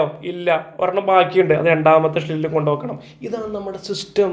ഓക്കെ, അപ്പോൾ നമ്മൾ ആദ്യത്തെ ഷെല്ല് വരച്ചു. അങ്ങനെ ആദ്യത്തെ ഷെല്ലിൽ എത്ര ഇലക്ട്രോൺ കൊണ്ടുവച്ചു? 2 ഇലക്ട്രോൺ കൊണ്ടുപോയി വെച്ചു. ഓക്കെ, ഇപ്പോൾ 2 ഇലക്ട്രോൺ കൊണ്ടുപോയി വെച്ചു. ഓക്കെ, ഇതാ ഈ സാധനം 2 ഇലക്ട്രോൺ ഒന്നാമത്തെ ബെഞ്ചിൽ അല്ലെങ്കിൽ ഒന്നാമത്തെ ഷെല്ലിൽ കൊണ്ടുവച്ചു. ബാലൻസ് ഒന്നുമില്ലേ? അപ്പം അതിന് വേറെ ഷെല്ല് വരയ്ക്കണ്ടേ? നിങ്ങൾ എന്ത് നോക്കി നിൽക്കുക? ചെങ്ങായിമാരങ്ങൾ വരയ്ക്ക്. അപ്പോൾ രണ്ടാമത്തെ ആയില്ലേ സോറി ഞാൻ ഓപ്ഷൻ ഓൺ ആക്കിയില്ല. അപ്പോൾ ഞാൻ വായിച്ചോട്ടെ. ഓക്കെ, രണ്ടാമത്തെ ഷെല്ല് വരച്ചു. യെസ്, ഈ രണ്ടാമത്തെ ഷെല്ലിൽ എത്ര ഇലക്ട്രോൺ? രണ്ടാമത്തെ ഷെല്ലിൽ ഒരൊറ്റ ഇലക്ട്രോൺ ഉള്ളൂ. അങ്ങനെ രണ്ടാമത്തെ ഷെല്ലിൽ സോറി മാറിപ്പോയി. രണ്ടാമത്തെ ഷെല്ലിൽ എത്ര ഇലക്ട്രോൺ? ഓക്കെ, രണ്ടാമത്തെ ഷെല്ലിൽ 2 ഇലക്ട്രോൺ. ഓക്കെ, അപ്പോൾ നമ്മൾ എന്ത് ചെയ്യുന്നറിയോ? ലിഥിയത്തിൻ്റെ ഇലക്ട്രോണിക് കോൺഫിഗറേഷൻ എഴുതി നമ്മളതിൻ്റെ ബോർ മോഡൽ വെരി സക്സസ് ആയിട്ട് വരച്ചിരിക്കുന്നു. നമുക്ക് ആവശ്യമുള്ളത് എത്ര മാത്രമേ ആവശ്യമുള്ളൂ? ഇത്ര നമുക്ക് ആവശ്യമുള്ളൂ. ഓക്കെ, അങ്ങനെ ലിഥിയത്തിൻ്റെ ബോർ മോഡൽ വരച്ച് നമ്മൾ വിജയകരമായിട്ട് ഈ ടോപ്പിക്ക് കവർ ചെയ്തിരിക്കുന്നു. അപ്പോൾ നമ്മൾ എന്ത് പഠിച്ചു? ഇലക്ട്രോണിക് കോൺഫിഗറേഷൻ എഴുതി ബോർ മോഡൽ വരയ്ക്കുകയാണ് നമ്മൾ പഠിച്ചപ്പോൾ വരച്ച ബോർ മോഡൽ എന്ന് പറഞ്ഞാൽ ഏതിൻ്റെയാണ്? ലിഥിയത്തിൻ്റെയാണ്. എന്തിൻ്റെയാണ്? ലിഥിയത്തിൻ്റെ. സിമ്പിൾ അല്ലേ ഇതൊക്കെ? വളരെ സിമ്പിളാണ്. 1 മണിക്കൂർ കഴിഞ്ഞു 9 മിനിറ്റ് 14 സെക്കൻഡ്. ഓക്കെ, വാർത്തകൾ വായിക്കുന്നു, സോറി. ഇതാണ് നമ്മൾ പറയാനുള്ളത് കേട്ടോ. അപ്പോൾ ഇത്രയും കാര്യങ്ങൾ നമ്മൾ എന്ത് ചെയ്യുക? ഓർത്ത് വെക്കുക. ഇങ്ങനെ നമുക്ക് ഏതൊരു ആറ്റത്തിൻ്റെയും വളരെ സിമ്പിളായിട്ട് വരയ്ക്കാം. നമ്മുടെ സ്വന്തം സോഡിയം, നമ്മുടെ സ്വന്തം സോഡിയം മാറ്റി പിടിക്കാം. കുറേ സോഡിയത്തെ കുറിച്ച് പറയാൻ തുടങ്ങിയിട്ട്, ഫോർ എക്സാമ്പിൾ സോഡിയം പോലെ പറയാൻ പറ്റും മറ്റില്ല മഗ്നീഷ്യം. ഓക്കെ, നിങ്ങൾ ഇത്രയും ശീലിച്ചോട്ട് സോഡിയം തന്നെ പറയാൻ കുഴപ്പമൊന്നുമില്ല. അപ്പം അതിൻ്റെ പുറകെ പോകേണ്ട ആവശ്യമില്ലല്ലോ. ഓക്കെ, അതൊരു വിഷയമുള്ള കാര്യമല്ല. ഓക്കെ, ഇനിയിപ്പോൾ സോഡിയം പിണങ്ങണ്ട, നമുക്ക് സോഡിയം തന്നെ വരയ്ക്കാം. സോഡിയത്തിൻ്റെ എന്ത് വരയ്ക്കുക? ബോർ മോഡൽ വരയ്ക്കാം. ഓക്കെ, അപ്പോൾ നമ്മൾ ഫസ്റ്റ് നമുക്കറിയുന്ന പോലെ ഏറ്റവും നടുക്ക് എന്തുണ്ട് മക്കളെ? ന്യൂക്ലിയസ് ഉണ്ട്. ന്യൂക്ലിയസ് കുറച്ച് വലുതാക്കി വരയ്ക്കണോ? കാണാൻ ബുദ്ധിമുട്ടുണ്ടെങ്കിൽ വലുതാക്കി വരയ്ക്കാം. ഏറ്റവും നടുക്ക് എന്തുണ്ട്? ന്യൂക്ലിയസ് ഉണ്ട്. ന്യൂക്ലിയസിലാണ് ആരുള്ളത്? പ്രോട്ടോണും അതേപോലെ ന്യൂട്രോണും. ഇതിൽ എത്ര പ്രോട്ടോൺ ഉണ്ടാവും? 11 പ്രോട്ടോൺ ഉണ്ടാവും. അപ്പോൾ അത് നമ്മൾ വരച്ചു. 11 പ്രോട്ടോൺ. ഇനി എത്ര ന്യൂട്രോൺ ഉണ്ടാവും? ന്യൂട്രോൺ എങ്ങനെ കണ്ടുപിടിക്കുക? മാസ് നമ്പറിൽ നിന്ന് ആറ്റോമിക് നമ്പർ കുറയ്ക്കുക. 23 - 11. 23 - 11. അപ്പോൾ 23 - 11 എത്ര കിട്ടും? 12. എത്ര? അപ്പോൾ 12 ന്യൂട്രോൺ. 12 ന്യൂട്രോൺ. ഇനി അതിന് ചുറ്റും എന്തുണ്ട്? ഷെല്ലുണ്ട് അല്ലേ? ഒന്നാമത്തെ ഷെല്ല് കെ ഷെല്ല് അല്ലെങ്കിൽ ഒന്നാമത്തെ ഷെല്ല്. പ്രശ്നമുണ്ടോ? ഇല്ല. ഈ ഒന്നാമത്തെ ഷെല്ലില് ഇതാ ഇലക്ട്രോണിക് കോൺഫിഗറേഷൻ എഴുതണ്ടേ? എന്നാലും അറിയുള്ളൂ എത്ര ഷെല്ല് എങ്ങനെ അതിൻ്റെ കണക്കെന്ന് അറിയുള്ളൂ. ഓക്കെ, ഇതാ നമ്മൾ എന്ത് ചെയ്യുന്നു? ഇലക്ട്രോണിക് കോൺഫിഗറേഷൻ എഴുതി നോക്കുകയാണ്. ഇലക്ട്രോണിക് കോൺഫിഗറേഷൻ എഴുതുമ്പോൾ എന്താ കിട്ടുക? 2, 8, 1 കിട്ടുക. അവിടെ നിൽക്കട്ടെ, ഓർത്ത് വെച്ചാൽ മതി കേട്ടോ. എന്താ കിട്ടുക? ഇവിടെ എഴുതാം. 2, 8, 1 അല്ലേ? അപ്പോൾ ഒന്നാമത്തെ ഷെല്ലില് മക്കളെ എത്ര ഇലക്ട്രോൺ? 2 ഇലക്ട്രോൺ. അപ്പോൾ 2 ഇലക്ട്രോൺ നമ്മൾ കൊണ്ടുവരയ്ക്കണ്ടേ? യെസ്. അപ്പോൾ ഒന്നാമത്തെ ഷെല്ലില് എത്ര ഇലക്ട്രോൺ? 2 ഇലക്ട്രോൺ. ഒന്നാമത്തെ ഷെല്ലില് 2 ഇലക്ട്രോൺ. രണ്ടാമത്തെ ഷെല്ലിൽ എത്ര ഇലക്ട്രോൺ? 8 ഇലക്ട്രോൺ. ഓക്കെ, അപ്പോൾ എന്ത് ചെയ്യുന്നു? രണ്ടാമത്തെ ഷെല്ല് വരയ്ക്കാൻ പോവുകയാണ്. ഇതാ ഓക്കെ, രണ്ടാമത്തെ ഷെല്ല് വരച്ചു. ഓക്കെ, ഈ രണ്ടാമത്തെ ഷെല്ലിൽ എത്ര ഇലക്ട്രോൺ? 8 ഇലക്ട്രോൺ. അപ്പോൾ 8 ഇലക്ട്രോൺ അങ്ങനെ ഡോട്ട് പോലെ ഉണ്ണിയപ്പം പോലെ അല്ലെങ്കിൽ എന്താ പറയുക നമ്മളെ അതേപോലെ സാധനം നെയ്യപ്പം പോലെ കൊണ്ട് വെച്ച് നോക്കുക. 1, 2, 3, 4, 5, 6, 7, 8. ഇപ്പം രണ്ടാമത്തെ ഷെല്ല് നമ്മൾ വരച്ചു. കെ ഷെല്ല് വരച്ചു, എൽ ഷെല്ല് വരച്ചു. ഇനി നമുക്ക് എന്ത് വരയ്ക്കണം? എം ഷെല്ല് വരയ്ക്കണം. എന്ത് വരയ്ക്കണം? എം ഷെല്ല് വരയ്ക്കണം. നമ്മൾ എന്ത് ചെയ്യാൻ പോവാണ്? മൂന്നാമത്തെ ഷെല്ലായിട്ടുള്ള എം ഷെല്ല് വരയ്ക്കാൻ പോവുകയാണ്. മൂന്നാമത്തെ ഷെല്ലായിട്ട് എം ഷെല്ല് വരച്ചു. അതിൽ കുറേ സ്പേസ് ഇറക്കുന്നുണ്ട്. മൂന്നാമത്തെ ഷെല്ലിൽ 18 ഇലക്ട്രോൺസ് പോകും. പക്ഷെ നമ്മുടെ കയ്യിൽ എത്ര ഇലക്ട്രോണേ ഉള്ളൂ? ഒരൊറ്റ ഇലക്ട്രോൺ ഉള്ളൂ. സോ നമ്മൾ എന്ത് ചെയ്യുന്നു? ആ ഒറ്റ ഇലക്ട്രോൺ ഫൈനൽ ഷെല്ലിൽ കൊണ്ടുപോയി വെക്കുന്നു. അപ്പം നമുക്ക് മക്കളെ എന്ത് കിട്ടി? നമ്മൾ വരച്ചപ്പോൾ എന്താ മനസ്സിലായി നിങ്ങൾക്ക്? നമ്മൾ വരച്ചതാണ്, ഇവിടെ മാഞ്ഞു പോയി, സോറി. അപ്പോൾ എന്താ വരച്ചത്? സോഡിയത്തിൻ്റെ ബോർ മോഡലാണ് വരച്ചത്. ഇത് വരച്ച് കഴിഞ്ഞിട്ട് നിങ്ങൾ അതിൻ്റെ സൈഡിലായിട്ട് എന്ത് എഴുതണം എന്നറിയാം? നിർബന്ധമായിട്ട് എന്ത് എഴുതണം? സോഡിയം എന്ന് കൊടുക്കുക. എന്നിട്ട് 281 എന്ന് നിർബന്ധമായിട്ടും കൊടുക്കണം. ഇത് വെറുതെ ബോർ ബോൾ ഇങ്ങനെ എന്താ പറയുക അപ്പച്ചട്ടിനെ വരച്ചിട്ട് പൊറോട്ട വരച്ചിട്ട് ആ പാട്ടും പാടി പോകരുത്. നിർബന്ധമായിട്ടും അത് ഏതിൻ്റെയാണ് എന്ന് താഴെ കൊടുത്താൽ മാത്രമേ നിങ്ങളുടെ ആൻസർ ഷീറ്റ് വാല്യൂ ചെയ്യുന്ന ടീച്ചേഴ്സ് ഇത് മനസ്സിലാവുള്ളൂ. നമ്മളിവിടെ പേപ്പർ നോക്കുന്ന സമയത്ത് ചില കുട്ടികൾ കാണാം വെറുതെ എല്ലാം കൃത്യമായിരിക്കും, വരച്ചിട്ടിട്ട് അത് എന്തിനാന്ന് കൊടുത്തിട്ടുണ്ടാവില്ല. ബോർ മോഡൽ വരച്ചാൽ ഇത് നമ്മൾ മനസ്സിലാക്കാൻ വേണ്ടി എഴുതിയതാണ്. പക്ഷെ ഇത് നിർബന്ധമായി, അതായത് ഇത് ബോർ മോഡൽ വരച്ചു കഴിഞ്ഞാൽ ഈ സെക്ഷൻ താഴെ നിർബന്ധമായിട്ട് ഇത്രയും ഇൻക്ലൂഡ് ആയിട്ടാണ് ഇത് ഇത്രയും നിർബന്ധമായിട്ട് അവിടെ ഉണ്ടായിരിക്കണം. ഓക്കെ, മറക്കരുത്. വരയ്ക്കരുത്, നിർബന്ധമായിട്ടും ഉണ്ടായിരിക്കണം. ഇതാണ് ബോർ മോഡൽ വരയ്ക്കുന്ന സിസ്റ്റം. ഇത് പണി. ഏത് കിട്ടിയാൽ നമുക്ക് വരയ്ക്കാൻ കഴിയാത്തത്? ഏത് കിട്ടിയാലും നമുക്ക് വരയ്ക്കാൻ കഴിയും. 9ാം ക്ലാസ്സിലെ വിദ്യാർത്ഥികളായതുകൊണ്ട് ഒരു കാര്യം നിങ്ങളോട് ഞാൻ ചേർത്ത് പറയാം.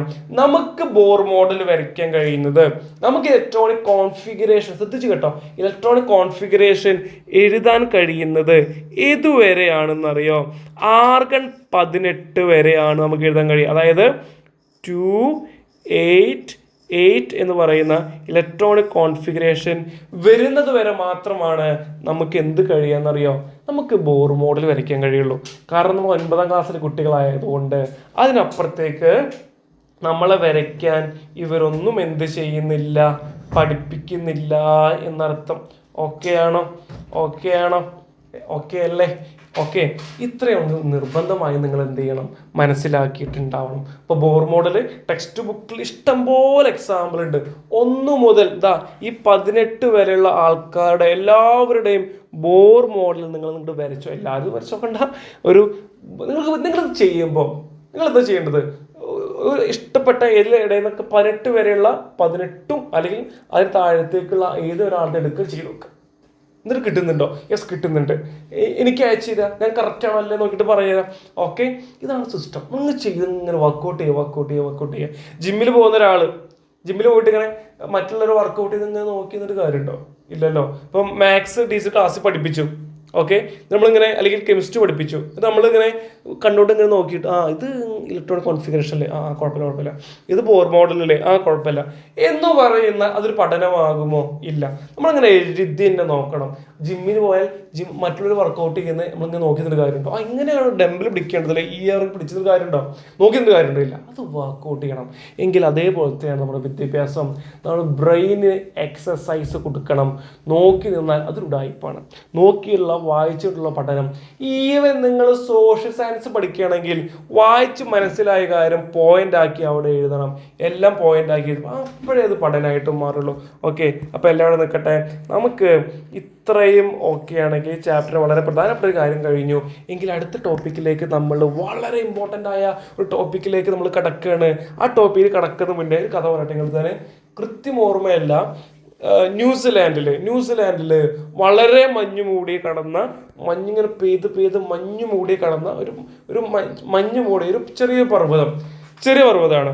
അപ്പോൾ ആ നാട്ടുകാരൻ തന്നെ ഒരു മഞ്ഞ് പെയ്യുന്ന ഒരു സമയത്ത് ഈ പർവ്വതം കയറാം എന്ന് പറഞ്ഞിട്ട് ഇയാൾ ഇങ്ങനെ കയറി എന്തിനു പറയാറില്ല, ഇയാളിങ്ങനെ ഈ പർവ്വതം ഇങ്ങനെ കയറിക്കൊണ്ടിരിക്കുന്ന സമയത്താണ് അയാൾ ഒരു കാര്യം ശ്രദ്ധിച്ചത്. എന്താണെന്നറിയാം? അയാൾ അറിയാതെ എന്തിനോ ഒന്ന് ചവിട്ടി. ഇയാൾ വിളിച്ച മരത്തിന്റെ കൊമ്പായിരുന്നു അയാൾ വിചാരിച്ചു. പക്ഷെ ചവിട്ടി കഴിഞ്ഞപ്പോൾ മനസ്സിലായത്, അയാൾ ഇങ്ങനെ കാലുകൊണ്ട് ആ മഞ്ഞ് നീക്കിയപ്പോൾ അയാൾ ആകെ പേടിച്ചുപോയി. എന്താണെന്നറിയോ? കാരണം ഇയാൾ ചവിട്ടിയത് ഒരു ഡെഡ് ബോഡിയിലായിരുന്നു. എന്തിലായിരുന്നു? ഒരു ഡെഡ് ബോഡിയിലാണ് അയാൾ ചവിട്ടിയത്. ഈ ഡെഡ് ബോഡി ചവിട്ടി ആകെ പേടിച്ചു. അയാൾ ഉടനെ തൊട്ടടുത്തുള്ള പോലീസിനെ വിവരം അറിയിച്ചു. പോലീസ് വന്നു. ആ ഡെഡ് ബോഡി ഇൻസ്പെക്ട് ചെയ്തു. അങ്ങനെ പോലീസ് സർജൻ അതിനെ പോസ്റ്റ്മോർട്ടം ചെയ്തു. അത്രയും പ്രായമുള്ള ആൾ പോസ്റ്റ്മോർട്ടം ചെയ്തു. ഇവിടുത്തെ പ്രത്യേകത, മഞ്ഞിൻ്റെ അടിയിൽ കടന്നുകൊണ്ട് അയാൾ ഡെഡ് ബോഡിക്ക് വലിയ നാശങ്ങൾ സംഭവിച്ചിട്ടില്ല. തണുത്തപ്പോൾ ഫ്രീസറിൽ വെച്ചിട്ട് ഇങ്ങനെ അയാൾ ഏത് രൂപത്തെയാണോ മരിച്ചത് ഇങ്ങനെ ചിരിച്ചോട്ട് ഇങ്ങനെ കിടക്കരുത് അയാൾ. അപ്പോൾ എന്തായാലും പരിശോധന വന്നപ്പോൾ ഈ ഡെഡ് ബോഡി യാദൃശ്ചികമായി കണ്ട ഇയാൾക്ക് അത്ഭുതപ്പെട്ടുപോയി. അത് എത്ര വർഷം മുന്നേയുള്ളതെന്നറിയോ? 10,000 വർഷം പഴക്കമുള്ള ഡെഡ് ബോഡി ആയിരുന്നു.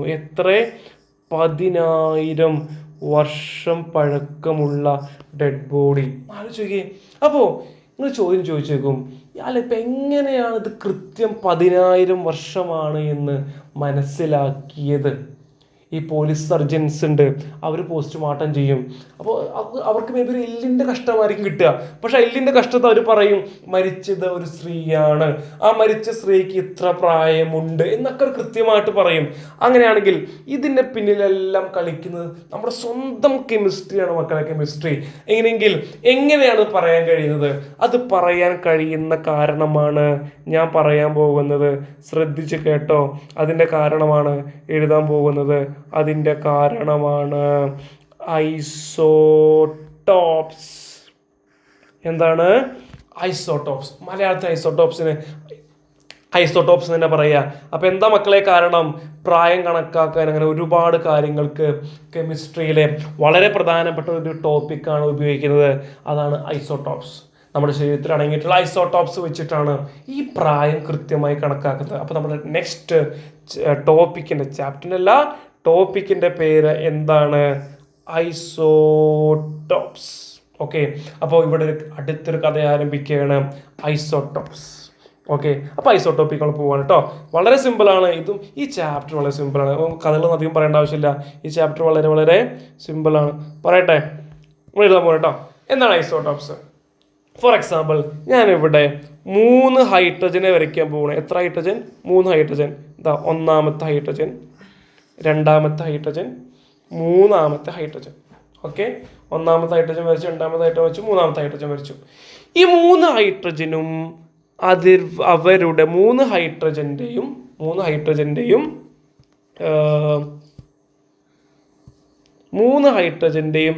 Atomic number 1 1 1. ഇരട്ട പറ്റല്ല, മുരട്ട പറ്റ എന്ന് പറയുന്ന പോലെ 3 ഹൈഡ്രജൻ്റെയും ആറ്റോമിക് നമ്പർ 1 1 1 1. പക്ഷേ ആറ്റോമിക് നമ്പർ 1 1 1 ഒരു പ്രശ്നമില്ല. മാസ് നമ്പർ നോക്കിക്കോട്ടോ. മാസ് നമ്പർ എന്താ വരികയെന്നറിയോ? 1 2 3. 1 2 3 അല്ലേ? ഒരേ ആറ്റമാണോ? യെസ്. ഒരേ എലമെന്റ് ആണോ? യെസ്. ആറ്റം അല്ല, ഒരേ മൂലകമാണോ ഇവര്? യെസ്, ഒരേ മൂലകം. ഹൈഡ്രജൻ എന്ന് പറയുന്ന മൂലകം അല്ലെങ്കിൽ ഹൈഡ്രജൻ എന്ന് പറയുന്ന എലമെന്റ്. ഈ ഹൈഡ്രജൻ എന്ന് പറയുന്ന എലമെന്റിന്റെ 3 വ്യത്യസ്ത ആറ്റങ്ങൾ. ഒന്നാമത്തെ ഹൈഡ്രജൻ എന്ന് പറയുന്ന ആളുടെ ഒന്നാമത്തെ ആറ്റം, രണ്ടാമത്തെ ആറ്റം, മൂന്നാമത്തെ ആറ്റം. ഈ 3 ആറ്റങ്ങളുടെയും ആറ്റോമിക് നമ്പർ എന്താണ്? ആറ്റോമിക് നമ്പർ എന്ന് പറയുന്നത് എന്താ? സെയിം ആണ്. ആറ്റോമിക് നമ്പർ മാറ്റമുണ്ടോ? ഇല്ല. അപ്പൊ എന്തിനാ മാറ്റം? മാസ് നമ്പറിനാണ് എന്തുള്ളത്? ഡിഫറൻസ് ഉള്ളത്. എന്തിനുള്ളത്? മാസ് നമ്പർ ഡിഫറൻസ് ഉള്ളത്. എങ്കിൽ അതിനാണ് മക്കൾ ഐസോടോപ്പ് എന്ന് പറയാ. പഠിച്ചു. എന്താണ്? The different atoms of A same element. It has same mass number but different mass number. ഒരു മൂലകത്തിന്റെ വ്യത്യസ്ത ആറ്റങ്ങൾക്ക് ഒരേ ആറ്റോമിക് നമ്പറും വ്യത്യസ്ത മാസ് നമ്പറും ആണെങ്കിൽ അവയെ നമ്മൾ വിളിക്കുന്ന പേരാണ് ഐസോടോപ്സ്. എന്താണ്? ഐസോടോപ്സ് എന്ന് പറയുന്നത്. സിമ്പിൾ അല്ലേ? അങ്ങനെയാണെങ്കിൽ ഹൈഡ്രജന്റെ ഐസോടോപ്പാണ് ഈ കാണുന്നത്. ഹൈഡ്രജന്റെ ഐസോടോപ്പാണ് നമ്മൾ എന്ത് ചെയ്ത് കാണുന്നത്. ഇത് കണ്ടാൽ നമുക്ക് പറഞ്ഞുകൂടെ എന്താ സംഭവം എന്നുള്ളത്? അവിടെ നമ്മളിങ്ങനെ അന്തപ്പെട്ട് നിൽക്കേണ്ട ആവശ്യമുണ്ടോ? ഉണ്ടോ? എൻ്റെ ചോദ്യം ഇതാണ്. ഉണ്ടോ? ഇല്ല. അങ്ങനെയാണെങ്കിലേ ഈ ഹൈഡ്രജന്റെ ഐസോടോപ്പുകൾക്ക് വളരെ ഇമ്പോർട്ടൻ്റ് ഉള്ളത് കൊണ്ട് ഈ ഓരോ ഐസോടോപ്പുകൾക്കും ഓരോരോ പേരുകൾ കൊടുത്തിട്ടുണ്ട്. ഫോർ എക്സാമ്പിൾ, ഈ ഒന്നാമത്തെ ഐസോടോപ്പില്ലേ, ഈ ഒന്നാമത്തെ ഐസോടോപ്പ് പറയുന്ന പേരാണ് എന്തെന്നറിയോ? പ്രോട്ടിയം. എന്താ വിളിക്കുക? പ്രോട്ടിയം. ഒന്നാമത്തെ ഈ കാണുന്ന ഈ ഒന്നാമത്തെ ആളെ ചെറിയൊരു പ്രശ്നം പറ്റി. ഓക്കെ, എന്തായാലും കുഴപ്പമൊന്നുമില്ല. അപ്പൊ അങ്ങനെയാണെന്നുണ്ടെങ്കിൽ നിന്ന് ആലോചിക്കുക, ഈ ഒന്നാമത്തെ ആളുടെ പേരാണ് മക്കളെ പ്രോട്ടിയം. രണ്ടാമത്തെ ആളെ പേരാണ് ഡ്യൂട്ടീരിയം. എങ്കിൽ മൂന്നാമത്തെ ആളെ പേരാണ് ട്രിഷ്യം. എന്താണ്? ട്രിഷ്യം. ഓക്കെ, അപ്പോൾ എല്ലാ ഐസോടോപ്പുകളും 3 പേരായിട്ടാണ് വരിക. ഈ ഐസോടോപ്പ് പറഞ്ഞാൽ ഇപ്പോൾ നമ്മൾ ഈ പാവപ്പെട്ട ഹൈഡ്രജന് മാത്രമാണ് ഐസോടോപ്പ് ഉള്ളത്. അല്ല, ഐസോടോപ്പ് എന്ന് പറഞ്ഞാൽ ആർക്കൊക്കെ ഉണ്ടെന്ന് അറിയോ? ഹൈഡ്രജൻ ഉണ്ട്, കാർബൺ ഉണ്ട്, സൾഫർ ഉണ്ട്, അങ്ങനെ ഏറെക്കുറെ എല്ലാവർക്കും ഐസോടോപ്പുകളുണ്ട്. അതായത് എല്ലാ മൂലകങ്ങൾക്കും എല്ലാ എലമെന്റ്സിനും അപരന്മാരുണ്ട്. ഞാൻ അടിസ്ഥാനം ഇരട്ട കണ്ടെണ്ണം, ഒരാൾ കൂടെ എങ്ങനെ ഉണ്ടെങ്കിൽ അങ്ങനെ ഉണ്ടായിരിക്കും. അതേപോലെ എല്ലാവർക്കും അപരന്മാരുണ്ട് എന്ന് അർത്ഥം. അപ്പൊ ഈ അപരന്മാരെ നമ്മൾ വിളിക്കുന്ന പേരാണ് എന്ത്? ഐസോടോപ്പ്. അപ്പൊ ഐസോടോപ്പിനെ കുറിച്ച് പറയുമ്പോൾ പറഞ്ഞു സെയിം ആറ്റോമിക് നമ്പർ. എന്താണ്? Same atomic number but different mass number is called isotopes. Okay, അപ്പോൾ നമുക്കിവിടെ കുറച്ച് ആൾക്കാർ ഐസോടോപ്പുകൾ പഠിക്കാനുണ്ട്. ഇനി ഫോർ എക്സാമ്പിൾ ഇയാളുടെ ഈ പ്രോട്ടിയത്തിന് ഒരു കാര്യം ശ്രദ്ധിച്ചിട്ടോ, ഒരു കാര്യം ശ്രദ്ധിക്കേണ്ട സംഭവം എന്ന് പറഞ്ഞാൽ പ്രോട്ടിയം, ഡ്യൂട്ടീരിയം, ട്രിഷിയം ഈ 3 പേരുകൾ ഇതാ, പ്രോട്ടിയം, ഡ്യൂട്ടീരിയം, ട്രിഷിയം ഈ 3 പേരുകൾ നിങ്ങൾ പഠിക്കണം. ട്രിഷിയം എന്ന് പറഞ്ഞാൽ ആവശ്യം നിൽക്കാൻ പാടില്ല. ട്രിഷിയം എന്ന് പറഞ്ഞാൽ ആറ്റോമിക് നമ്പർ 1 ഉള്ളതും മാസ് നമ്പർ 3 ഉള്ളതുമാണ് എന്ത്, ട്രിഷിയം. അങ്ങനെ തന്നെ മനസ്സിലാക്കി പഠിക്കണം. ഇനി എക്സാമിന് എന്ത് വരാം, ചിത്രം വരയ്ക്കാൻ പറയും, ചിത്രം ആയിരിക്കും മേ ബി തരാം, ആളെ ഐഡന്റിഫൈ ചെയ്ത് പറയും. അപ്പോൾ എങ്ങനെ ഐഡന്റിഫൈ ചെയ്യുക, ചിത്രം നോക്കി മനസ്സിലാക്കണം. ഫോർ എക്സാമ്പിൾ നിങ്ങളുടെ പേജ് നമ്പർ, ടെക്സ്റ്റ് ബുക്കിൽ പേജ് നമ്പർ 18 അത് കൃത്യമായിട്ട് കൊടുത്തിട്ടുണ്ട്. ഈ പറഞ്ഞ സംഭവമൊക്കെ തന്നെ ഇവരുടെ ബോർ മോഡൽ വരച്ചു, എന്നിട്ട് ആളെ മനസ്സിലാക്കാൻ പറഞ്ഞു. വല്ല പ്രയാസമുണ്ടോ? ഒരു പ്രയാസവുമില്ല. ഓക്കെ, അപ്പോൾ അതുമായി ബന്ധപ്പെട്ട ഒരു ബോക്സ് കൊടുത്തിട്ടുണ്ട്. ഫോർ എക്സാമ്പിൾ നമുക്ക് വരയ്ക്കാം. നിങ്ങൾ ആലോചിച്ച് നോക്കുക, hydrogen atomic number 1, mass number 1. Okay, അപ്പോൾ നിങ്ങൾ ആലോചിച്ച് നോക്കുക, ഇതിൽ A = 1, Z = 1, ഇനി ഇലക്ട്രോൺ = 1, പ്രോട്ടോൺ = 1, ന്യൂട്രോൺ എത്ര? ന്യൂട്രോൺ ഇതാണ് ട്വിസ്റ്റ്. മാസ് നമ്പറിൽ നിന്ന് ആറ്റോമിക് നമ്പർ കുറച്ചാൽ ന്യൂട്രോൺ എണ്ണം എത്ര കിട്ടുക? 0 ആണ് ഇവിടെ കിട്ടുക. അപ്പം ഹൈഡ്രജന്റെ 1ാമത്തെ ഐസോടോപ്പ് 1, മാസ് നമ്പറും ആറ്റോമിക് നമ്പർ 1 ആണ്. ഇവരുടെ ഫോർമുല വരയ്ക്കാൻ പറഞ്ഞ വല്ല പണിയുണ്ടോ? ഇല്ല. ഏറ്റവും നടുക്ക് എന്തുണ്ട്? ന്യൂക്ലിയസ് ഉണ്ട്. അതിൽ പ്രോട്ടോൺ എന്താണ്? പ്രോട്ടോൺ എന്താണ്? 1p. ന്യൂട്രോൺ ഉണ്ടോ? ഇല്ല. ഇപ്പം എന്താ കൊടുക്കുന്നത്? 0 ന്യൂട്രോണ്. ഇനി ഇയാളുടെ ഇലക്ട്രോണിക് കോൺഫിഗറേഷൻ എഴുതാൻ പറഞ്ഞാൽ എന്തേ ഉള്ളൂ? ആകെ ഒരു ഷെല്ല്, 1 ഇലക്ട്രോൺ ഉള്ളൂ. അപ്പോൾ അത് നമ്മൾ വരയ്ക്കുന്നു. ഇതാ ഒരു ഷെല്ല് വരച്ചു. എത്ര ഇലക്ട്രോണ്? 1 ഇലക്ട്രോണ്. ചില കുട്ടികളുടെ സംശയമാണ്, സാറേ ഇലക്ട്രോൺ വരയ്ക്കുന്നതിലെ കണക്ക് അവിടെ തന്നെ കൊണ്ടുപോയി വെക്കണമെന്നുണ്ടോ? ഒരു നിർബന്ധമല്ല. നിങ്ങൾക്ക് ആ റൗണ്ടിൽ, ആ ഓർബിറ്റലിൽ എവിടെ വേണമെങ്കിലും ഇലക്ട്രോണെ കൊണ്ടുപോയി വെക്കാം. It's not a problem man. Okay, അപ്പോൾ വരച്ചില്ലേ? ഇതാണ് പരിപാടി. ഇങ്ങനെ 3. അപ്പോൾ ഇത് 1ാമത്തെ ഐസോട്ടോപ്പായിട്ടുള്ള പ്രോട്ടിയമാണ് എന്ന് നമ്മൾ എങ്ങനെ മനസ്സിലാക്കും? പ്രോട്ടിയമാണെന്ന് മനസ്സിലാക്കാൻ എന്താ, ഇവിടെ മാസ് നമ്പർ എത്രയായിരിക്കും? ഇങ്ങനെ കണ്ടാൽ തന്നെ നമുക്ക് മാസ് നമ്പർ മനസ്സിലാക്കിക്കൂടെ? മാസ് നമ്പർ എന്ന് പറഞ്ഞാൽ പ്രോട്ടോണിന്റെ എണ്ണവും ന്യൂട്രോൺ എണ്ണം കൂട്ടുന്നതാ അല്ലേ? മാസ് നമ്പറിനല്ലേ ഐസോട്ടോപ്പിൽ ചേഞ്ച് ഉള്ളൂ.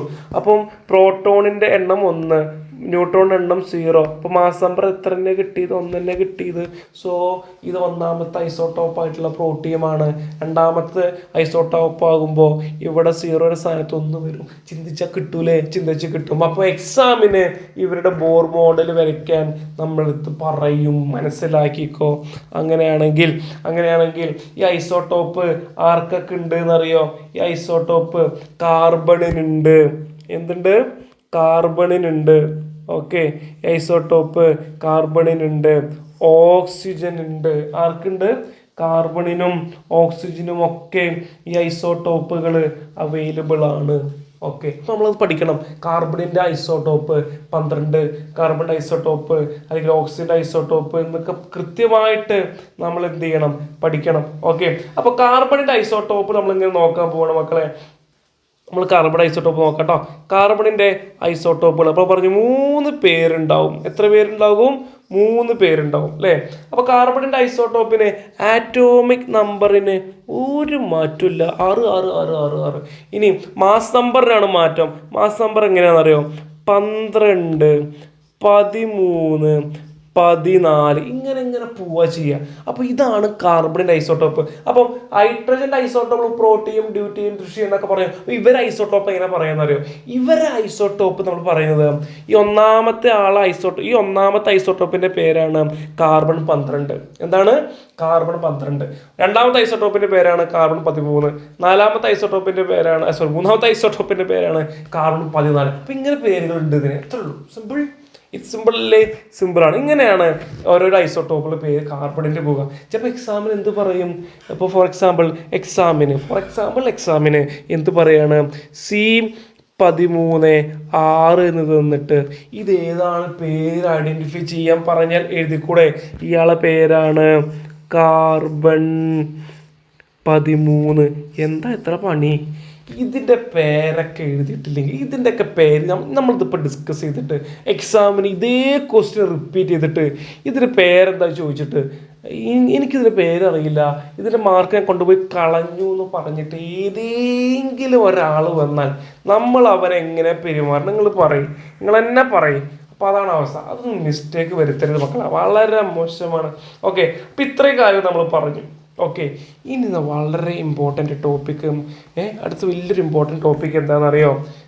അവിടെ എഴുതാം, നിങ്ങൾക്ക് വായിക്കാൻ മനസ്സിലാവുന്നുണ്ട് നോക്കുക. ഓക്കെ, അക്ഷയ് സാർ ഇങ്ങനെ നോക്കിയിട്ട് റെക്കോർഡിങ് കൃത്യമല്ലേ? റെക്കോർഡ് ആവുന്നില്ലേ?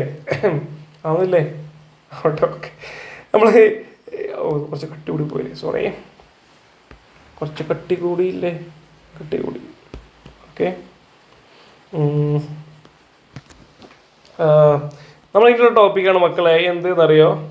നമ്മുടെ ടോപ്പിക്കാണ് പെയിൻറ്റിങ് ഓപ്ഷൻ കേട്ടോ. യൂസസ് ഓഫ് എന്താണ്? യെസ്,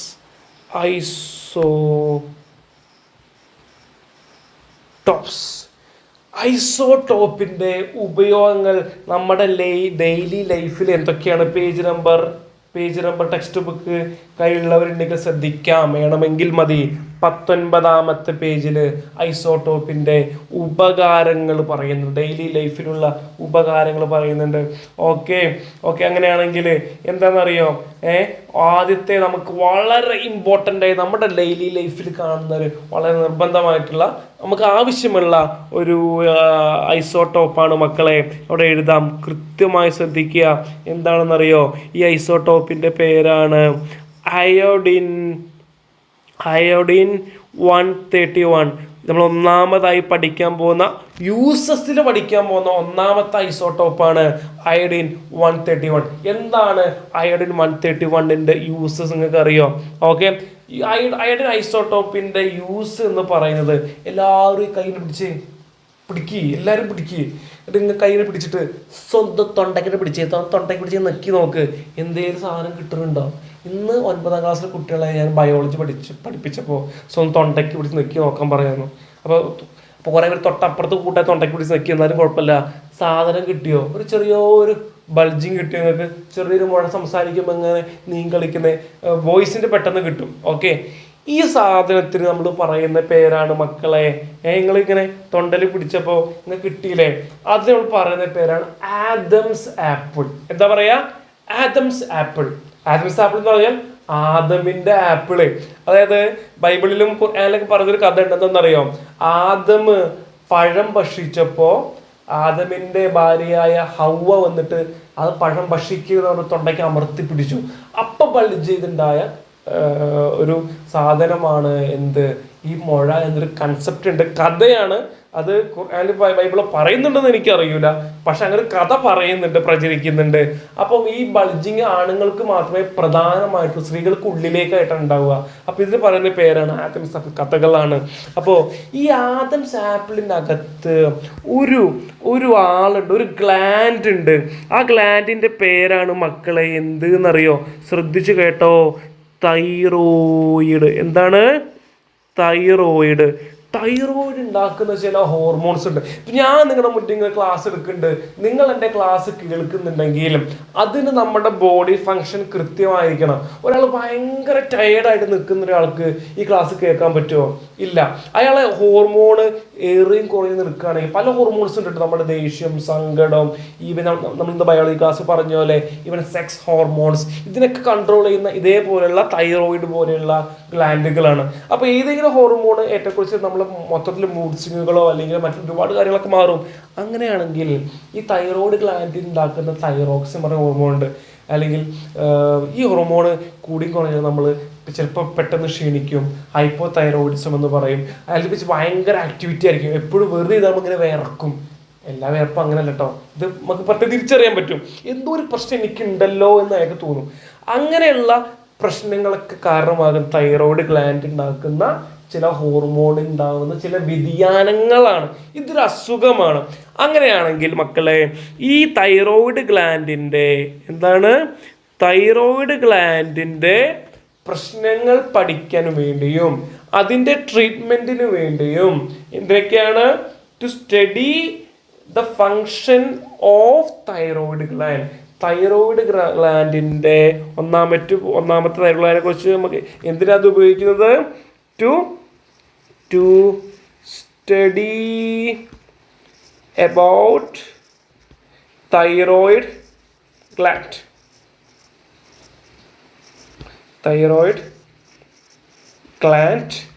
ആൻഡ് അടുത്ത പോയിന്റ് എന്താ പറയാം? അടുത്ത പോയിന്റ് പറഞ്ഞാൽ ആൻഡ് ഫോർ ദ ട്രീറ്റ്മെൻറ്റ്. എന്തിനോട് ഉപയോഗിക്കുന്നത്? ട്രീറ്റ്മെൻറ്റിനും എന്ത് ഉപയോഗിക്കുന്ന അറിയോ? ഈ അയഡിൻ 131 ഉപയോഗിക്കുന്നുണ്ട് എന്ന് അതാണ് പറഞ്ഞിരുന്നത്. അപ്പോൾ അയഡിൻ നമ്മൾ തൈറോയ്ഡ് ഗ്ലാൻഡിനെ കുറിച്ച് പറഞ്ഞു. ഈ തൈറോയ്ഡ് ഗ്ലാൻഡിൽ ഉണ്ടാവുന്ന പ്രശ്നങ്ങൾ പരിഹരിക്കാനും തൈറോയ്ഡ് ഗ്ലാൻഡിനെ കുറിച്ച് പഠിക്കാനും ഒരു ഐസോട്ടോപ്പ് ആവശ്യമാണ്. ആ ഐസോട്ടോപ്പിൻ്റെ പേരാണ് മക്കളെ അയോഡിൻ 131. അപ്പോൾ ചില ആൾക്കാർ കണ്ടിട്ടുണ്ട് തൊണ്ട ഭയങ്കരമായി വലുതായ ആൾക്കാരുണ്ടായിരിക്കും. അവർ തൊണ്ട അങ്ങനെ അവർക്ക് താഴത്തേക്ക് നോക്കാൻ പറഞ്ഞ് അവർ കടന്നു നോക്കണ്ട്. കാരണം തൊണ്ട താഴത്തേക്ക് ചിരിക്കാൻ പോലും പറ്റില്ല. കളിയാക്കല്ല, അങ്ങനെ അവസ്ഥയുള്ള ആൾക്കാരുണ്ട്. എന്താ സംഭവിക്കുന്ന അറിയോ? അവർ തൈറോയ്ഡ് ഗ്ലാൻഡ് കയറി വലുതായിട്ട് വരും. അതൊരു അസുഖമാണ്. എന്താണ്? അതൊരു ഗോയിറ്റർ എന്ന് പറയുന്നൊരു അസുഖമാണ്. നിങ്ങൾ 10ാം ക്ലാസ്സിൽ ബയോളജിയിൽ പഠിക്കും. അങ്ങനെയാണെങ്കിൽ ഈ ഗോയിറ്റർ അസുഖം ഉണ്ടാവുന്നത് എന്തുകൊണ്ടാണെന്നറിയോ? അയോഡിൻ്റെ കുറവ് കൊണ്ടാ. എന്തിൻ്റെ കുറവ് കൊണ്ടാ? അയോഡിൻ്റെ കുറവ് കൊണ്ടാ. അപ്പോൾ ഡോക്ടേഴ്സ് എന്താ കഴിക്കാൻ കൊടുക്കുക? അയോഡിൻ അടങ്ങിയ മരുന്നുകൾ കഴിക്കാൻ കൊടുക്കും. അപ്പോൾ അങ്ങനെയാണെങ്കിൽ ഈ വളരെ ശ്രദ്ധിച്ച് കേട്ടോ, നമ്മൾ ഫസ്റ്റ് പഠിക്കുന്ന ഐസോട്ടോപ്പിൽ ഒരു ഐസോട്ടോപ്പ് അയഡിൻ 131. തൊണ്ടയെക്കുറിച്ച് ആലോചിച്ച് നോക്കുക. തൈറോയ്ഡ് എന്ന് മനസ്സിൽ പേര് വരിക. തൈറോയ്ഡ് ഗ്ലാൻഡിനെ കുറിച്ച് പഠിക്കാനും അതിൻ്റെ ചികിത്സയ്ക്കും ട്രീറ്റ്മെൻറ്റിനും വേണ്ടിയാണ് ഉപയോഗിക്കുക. ഓക്കെ, അങ്ങനെയാണെങ്കിൽ മക്കളെ, നമ്മൾക്ക് കറണ്ട് എവിടുന്നാണ് കിട്ടുന്നത്? അടുത്ത ആൾ പറയാൻ പോകണം കേട്ടോ. നമുക്ക് കറണ്ട് എവിടുന്നാണ് കിട്ടുന്നത്? നമ്മളെ ഇടുക്കിയിൽ നിന്ന് അല്ലേ? അങ്ങനെയാണെങ്കിൽ ഇടുക്കിയിൽ നിന്നുണ്ടാക്കുന്ന വൈദ്യുതി നമുക്ക് തികയോ? ഇല്ല, തികയില്ല. അപ്പോൾ എന്ത് ചെയ്യുന്നറിയാം? നമ്മുടെ ഇന്ത്യയിലും മറ്റു ലോക രാജ്യങ്ങളിലെല്ലാം ഒരു സംഭവമുണ്ട്. എന്താണെന്നറിയോ? പവർ പ്ലാന്റുകൾ. എന്ത് പവർ പ്ലാന്റാണെന്നറിയോ? ന്യൂക്ലിയർ പവർ പ്ലാന്റുകൾ. എന്നാൽ ന്യൂക്ലിയർ പവർ പ്ലാന്റ് പറഞ്ഞാൽ എന്താണെന്നറിയോ? ന്യൂക്ലിയർ പവർ പ്ലാന്റ് എന്ന് പറഞ്ഞാൽ ന്യൂക്ലിയർ ഫ്യൂഷൻ പഠിച്ചിട്ടുണ്ടാവില്ല നിങ്ങളെങ്കിലും വെറുതെ പറയാം. നമ്മൾ ആറ്റം ബോംബ് ഇട്ടില്ലേ? ആറ്റം ബോംബ് ഇട്ടപ്പോൾ വലിയ എനർജിയാണ് അവിടെ പ്രചരിച്ചത് അല്ലെങ്കിൽ ഉണ്ടായത്. അങ്ങനെയാണെങ്കിൽ ആറ്റങ്ങൾ പരസ്പരം കൂട്ടിമുട്ടിച്ചിട്ട് ന്യൂക്ലിയർ റിയാക്ഷൻ വഴി വലിയ എനർജി ഉണ്ടാക്കി നമുക്ക് കറണ്ട് ഉണ്ടാക്കാൻ പറ്റും. അപ്പോൾ അത് വെച്ചിട്ട് നമ്മുടെ നാട്ടിൽ കറണ്ട് ഉണ്ടാക്കുന്നുണ്ട്. നിങ്ങൾ ചെർണോബിലെ ദുരന്തം കേട്ടിട്ടുണ്ടോ? ചെർണോബിൽ ദുരന്തം. ഈ ചെർണോബിൽ ദുരന്തം ഉണ്ടാവാൻ കാരണം ഇതേപോലെ ഒരു പവർ പ്ലാന്റ്, കറണ്ട് ഉണ്ടാക്കുന്ന ന്യൂക്ലിയർ പവർ പ്ലാന്റ് പൊട്ടിത്തെറിച്ചിട്ടാണ്. അപ്പം ഇടുക്കിയിൽ വെള്ളം ഡൈനാമോ കറക്കി മാത്രമല്ല, നമ്മൾ വെള്ളത്തിൽ നിന്ന് മാത്രമല്ല കറണ്ട് ഉണ്ടാക്കുന്നത്, ന്യൂക്ലിയർ പവർ പ്ലാന്റിൽ നിന്നും നമ്മൾ എന്തുണ്ടാക്കുന്നുണ്ട്? കറണ്ട് ഉണ്ടാക്കുന്നുണ്ട്. ഓക്കെ, അങ്ങനെയാണെങ്കിൽ ന്യൂക്ലിയർ പവർ പ്ലാന്റിൽ കറണ്ട് ഉണ്ടാക്കാൻ നമുക്ക് ആവശ്യം ആരാന്നറിയോ? യുറേനിയമാണ്. ആരാണ്? യുറേനിയമാണ്. ഓക്കെ, യുറേനിയം 235 ആണ്. എന്തിനു ഉപയോഗിക്കുന്നത് അറിയോ? The fuel in nuclear reactor. Okay, അതായത് ന്യൂക്ലിയർ റിയാക്ടറുകളിൽ ഇന്ധനം ഷോർട്ടാക്കി ജസ്റ്റ് മനസ്സിലാക്കാൻ വേണ്ടി എഴുതുന്നുള്ളൂ. അപ്പം യുറേനിയം 235 ഉപയോഗം എന്താ? ന്യൂക്ലിയർ റിയാക്ടറുകളിൽ ഇന്ധനമായിട്ട് ഉപയോഗിക്കുന്നു. ഇനി ഓക്കെ, കൊബാൾട്ട് 60 അടുത്ത ആളാണ് മക്കളെ. വേറെ പക്ഷിയിൽ എഴുതാം. ഓക്കെ, അടുത്ത ആളാണ് മക്കളെ കൊബാൾട്ട് 60. ആരാണ്?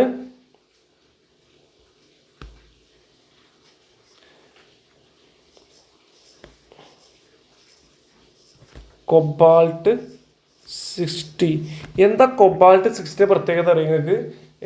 കൊബാൾട്ട് 60 പറഞ്ഞാൽ ക്യാൻസർ ട്രീറ്റ്മെൻറ്റിന് വേണ്ടി ഉപയോഗിക്കുന്ന ഒരു ഐസോട്ടോപ്പാണ് ഫോർ ക്യാൻസർ ട്രീറ്റ്മെൻറ്റ്. എന്താണ്? ക്യാൻസർ ട്രീറ്റ്മെൻറ്റിന് വേണ്ടി ഉപയോഗിക്കുന്ന ഒരു ഐസോട്ടോപ്പാണ് കോബാൾട്ട്-60. നമ്മൾ കേട്ടിട്ടുണ്ടോ? എന്താ പറയുക, റേഡിയേഷൻ എന്നൊക്കെ കേട്ടിട്ടുണ്ടോ? അതിനൊക്കെ വേണ്ടി ഉപയോഗിക്കുന്ന ഒരു റേഡിയേഷൻ ചെയ്യാൻ വേണ്ടിയൊക്കെ ഉപയോഗിക്കുന്ന ഒരാളാണ് കോബാൾട്ട്-60. ഓർത്ത് വെക്കുക. ക്യാൻസർ ബാധിച്ചു കഴിഞ്ഞാൽ പ്രധാനമായും ഒരു ട്രീറ്റ്മെൻറ്റ് എന്ന് പറഞ്ഞാൽ എന്താണെന്നറിയാം? ഒന്ന് സർജറിയാണ്. വെറുതെ ഓർത്ത് വെച്ചോ, സർജറി. ഇപ്പോൾ ഒരു മുഴ പോലെ കൈയിൻ്റെ ഉള്ളിൽ ക്യാൻസർ വന്നു, എന്താ സർജറി ചെയ്തത് കളയുക. ഓക്കെ. ഇനി രണ്ടാമത്തെ എന്താണെന്ന് അറിയാം? കീമോതെറാപ്പി മരുന്നുകൾ കഴിക്കുക, കെമിക്കൽസ് കഴിച്ചിട്ട് ഈ വളർന്നു വരുന്ന ക്യാൻസറിനെ ഇല്ലാതാക്കുക. മൂന്നാമത്തെ സാധനമുണ്ട്, പറ്റേ പിടുത്തം വിട്ട് നമ്മൾ പരിപാടി ചെയ്യും. കുറെല്ലാം ക്യാൻസർ ട്രീറ്റ്മെൻറ്റുമായിട്ട് ബന്ധപ്പെട്ട് ചെയ്യും. റേഡിയേഷൻ അടിച്ചിട്ട് ആ ഭാഗത്തുള്ള ക്യാൻസർ കോശങ്ങളെ കരിച്ച് കളയുക. അപ്പോൾ അതിനു വേണ്ടി നമ്മൾ ഉപയോഗിക്കുന്ന റേഡിയേഷൻ പുറത്തേക്ക് വിടുന്ന ഒരാളാണ് കോബാൾട്ട്-16. ഓക്കെ, ഓർത്ത് വെക്കുക കേട്ടോ. ഓക്കെ, എങ്കിൽ അടുത്ത ഒരു ആൾ നമ്മൾ പറയാൻ പോവാണ് സോഡിയം-24. നമ്മൾ നേരത്തെ പഠിച്ചിട്ടുള്ള അതേ ആൾ തന്നെ, സോഡിയം. അടുത്ത ഐസോട്ടോപ്പാണ് മക്കളെ സോഡിയം-24. സോഡിയം-24 എന്തിനാ ഉപയോഗിക്കുന്ന അറിയോ? ഇപ്പൊ നമ്മൾ ഫോർ എക്സാമ്പിൾ വെറുതെ വിചാരിക്കാം, ഇപ്പോൾ നമ്മളെ തിരുവനന്തപുരത്ത് നിന്ന് കൊല്ലത്തിലേക്ക് വെറുതെ വിചാരിക്കാം, അല്ലെങ്കിൽ തിരുവനന്തപുരത്ത് എറണാകുളത്തേക്ക്, അല്ലെങ്കിൽ മലപ്പുറം ജില്ലയിൽ നിന്ന് എറണാകുളത്തേക്ക് ഒരു ഗ്യാസ് പൈപ്പ് ലൈൻ ഇങ്ങനെ പോവാണ്. ഉള്ള പൈപ്പിൻ്റെ ഉള്ളിൽ കൂടെ എന്താ പോകുന്നത്? ബേൺ ചെയ്ത കത്തുന്ന ഗ്യാസ് ഇങ്ങനെ പോവാണ്. എവിടെയെങ്കിലും ചെറിയ ലീക്ക് വന്നാൽ ആ ഗ്യാസ് പുറത്തേക്ക് വരും, പൊട്ടിത്തെറി ഉണ്ടാവും, ആ പ്രദേശം കത്തിയാൻ വരും. അപ്പോൾ ഈ പൈപ്പിന് ആദ്യം നമ്മളെ പൈപ്പെല്ലാം ഇങ്ങനെ ഇട്ടിട്ട് പോകും, എന്നിട്ട് ലീക്കൊന്നുമില്ല ഉറപ്പ് വരുത്തണം, എന്നിട്ട് ആ ഗ്യാസ് കടത്തി വിടാൻ പാടുള്ളൂ. അങ്ങനെയാണെങ്കിൽ ഇത്തരം ഒരുപാട് പൈപ്പുകൾ നമ്മുടെ ഭൂമിയുടെ കൂടെ പോകുന്നുണ്ട് കേട്ടോ. നമ്മൾ ഇന്ത്യയിൽ, കേരളത്തിലാണ് അതൊക്കെ കുറവ്. പക്ഷേ പുറത്തുള്ള സംസ്ഥാനങ്ങൾക്ക് ഇഷ്ടംപോലെ ഇത്തരം പെട്രോളും ഗ്യാസുകളൊക്കെ, CNG ഗ്യാസുകൾ, നമ്മൾ ഈ കാറിനൊക്കെ അടിക്കുന്ന അല്ലെങ്കിൽ ഓട്ടോറിക്ഷയ്ക്ക് അടിക്കുന്ന പച്ച വണ്ടിയുള്ള CNG, അപ്പോൾ കംപ്രസർ നാച്ചുറൽ ഗ്യാസ്, അതൊക്കെ പോകാൻ വേണ്ടി ഇതിൽ പൈപ്പുകൾ നമ്മുടെ ഭൂമിക്കടിയിൽ പോകുന്നുണ്ട്. അപ്പോൾ അതിന് ഒരു ലീക്കുമില്ല എന്ന് ഉറപ്പ് വരുത്താൻ വേണ്ടി നമ്മൾ ഉപയോഗിക്കുന്ന ഐസോട്ടോപ്പാണ് എന്ത്? സോഡിയം-24. To detect the leakage in the industrial pipe lines. എഴുതേണ്ട ആവശ്യമില്ലല്ലോ, അറിഞ്ഞു വെക്കുക, ഓർത്ത് വെക്കുക. To detect the leakage in industrial pipe line, അതായത് വ്യാവസായിക അടിസ്ഥാനത്തിൽ പോകുന്ന പൈപ്പുകൾക്ക് ലീക്കേജ് ഉണ്ടോ എന്ന് ഉറപ്പുവരുത്താൻ വേണ്ടിയിട്ട്. അടുത്തതാണ് മക്കളെ, അയേൺ 59. എന്താണ് അയേൺ 59? അയൺ 59 എന്ന് പറഞ്ഞാലേ എന്തിനാണെന്നറിയോ? നമ്മുടെ ശരീരത്തിൽ ശ്രദ്ധിച്ച് കേൾക്കുക, നമ്മുടെ ശരീരത്തിൽ ഓക്സിജൻ ക്യാരി ചെയ്യണമെങ്കിൽ ഒരു മെറ്റൽ ആവശ്യമാണ്. ആരാണ്? മെറ്റൽ ആവശ്യമാണ്. ആ മെറ്റലാണ് ആരെന്നറിയോ? അയേൺ. എന്താണ്? ഇരുമ്പ് ഉണ്ടെങ്കിൽ മാത്രമേ നമ്മൾ ശ്വസിക്കുന്ന, നേരത്തെ പറഞ്ഞ ഓക്സിജൻ നമ്മുടെ ശരീരത്തിനകത്തേക്ക് കയറുകയും ഈ ഓക്സിജനെ ഇങ്ങോട്ട് വാട ഓക്സിജനെ എന്ന് പറഞ്ഞ് പിടിച്ചിങ്ങനെ കൊണ്ടുപോകുന്ന ആൾ ആരാണെന്നറിയോ? അയേണാണ്. ആരാണ്? ഇരുമ്പാണ്. അങ്ങനെയാണെങ്കിൽ ഒരാളുടെ ശരീരത്തിൽ ഇരുമ്പിൻ്റെ അളവ് കുറഞ്ഞു. എന്ത് കുറഞ്ഞു? ഇരുമ്പിൻ്റെ അളവ് കുറഞ്ഞു. അങ്ങനെയാണെങ്കിൽ ഒരാളുടെ ശരീരത്തിൽ ഇരുമ്പിൻ്റെ അളവ് കുറഞ്ഞാൽ നമ്മൾ അയാളെ വിളിക്കുന്ന പേരുണ്ട്, അല്ലെങ്കിൽ അസുഖത്തിന് വിളിക്കുന്ന പേരുണ്ട്. എന്താണെന്നറിയോ? അസുഖം വിളിക്കുന്ന പേരാണ് അനീമിയ. എന്താ വിളിക്കുക? അനീമിയ.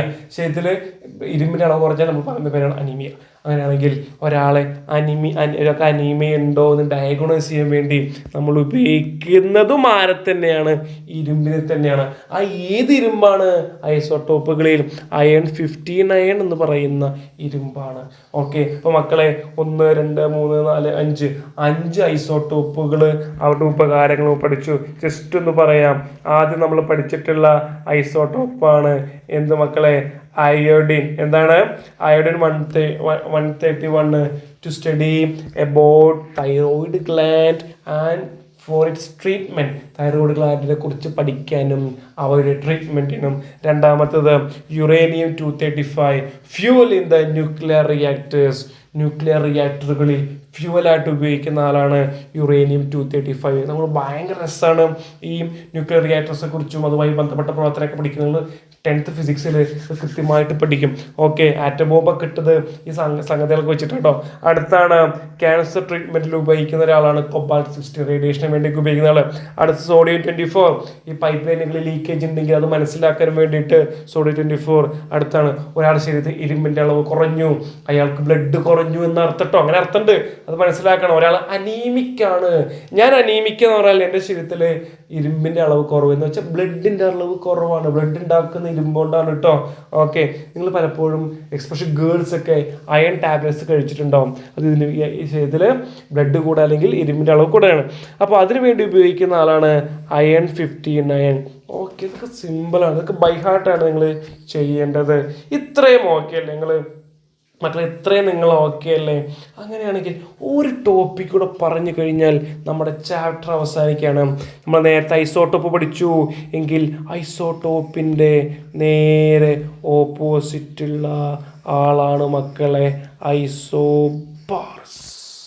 എന്ത് ബാറാണ്? എന്ത് ബാറാണ്? ഐസോബാർസ്. ഓക്കെ, ഐസോബാറുകൾ, മലയാളത്തിൽ പറയുകയാണെങ്കിൽ ഐസോബാറുകൾ എന്ന് പറയും. ഓക്കെ, അങ്ങനെയാണെങ്കിൽ ചില ആളുകളെ ഞാൻ താഴെ എഴുതാം, നിങ്ങൾക്കത് കണ്ടിട്ട് എന്താ തോന്നുന്നത് പറയണം കേട്ടോ. ഓക്കെ, ഒന്നാമത്തെ ആൾ ഞാൻ എഴുതാണ് ആർഗൺ എന്നാണ് എഴുതുന്നത്. എന്താണ്? ആർഗൺ. ഇതാണ് കേട്ടോ ആർഗൺ. ആർഗണിൻ്റെ മാസ് നമ്പർ 40, ആറ്റോമിക് നമ്പർ 18. അടുത്ത ആളെ ഞാൻ എഴുതാണ് കെ. കെ എന്ന് പറയുന്നത് എന്താ പൊട്ടന്മാരെ? പൊട്ടാസ്യം കേട്ടോ. കെ എന്ന് പറയുന്നത് എന്താണ്? പൊട്ടാസ്യമാണ്. പൊട്ടന്മാരെ അല്ല, പൊട്ടാസ്യമാണ് പ്രിയപ്പെട്ടവരെ, പൊട്ടാസ്യം. Atomic number 19. എങ്കിൽ അടുത്തൊരാൾ എഴുതാൻ പോവാണ് കാൽഷ്യം. കാൽഷ്യത്തിൻ്റെ atomic number 20. എന്താണ്? 20. അങ്ങനെ മാസ് നമ്പർ ഇപ്പോൾ എത്രയാവും?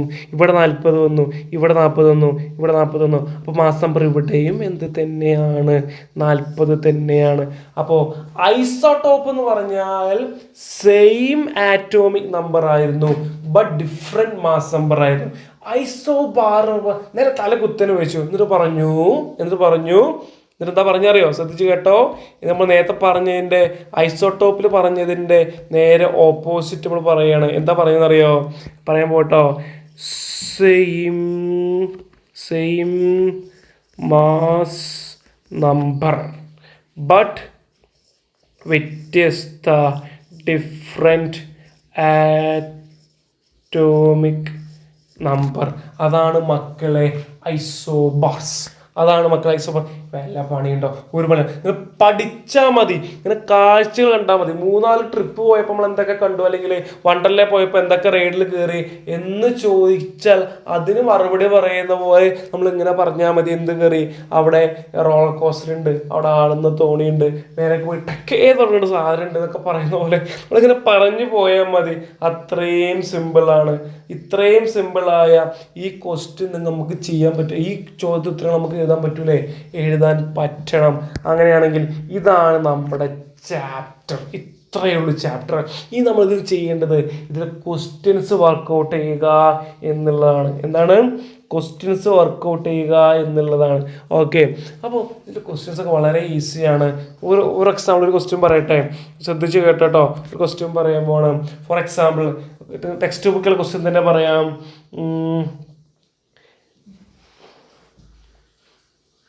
എങ്ങനെയാണ്? The atomic number of an atom. എന്താണ്? The atomic number of an atom is, നമുക്ക് അതാ ഷോർട്ടാക്കി എഴുതാട്ടോ, ഗിവൺ ഡാറ്റ പോലെ എഴുതാണ്. ക്വസ്റ്റ്യൻ ആണ് ദ ആറ്റോമിക് നമ്പർ, അത് ആറ്റോമിക് നമ്പർ ഷോർട്ട് ഫോം എന്താ? Z.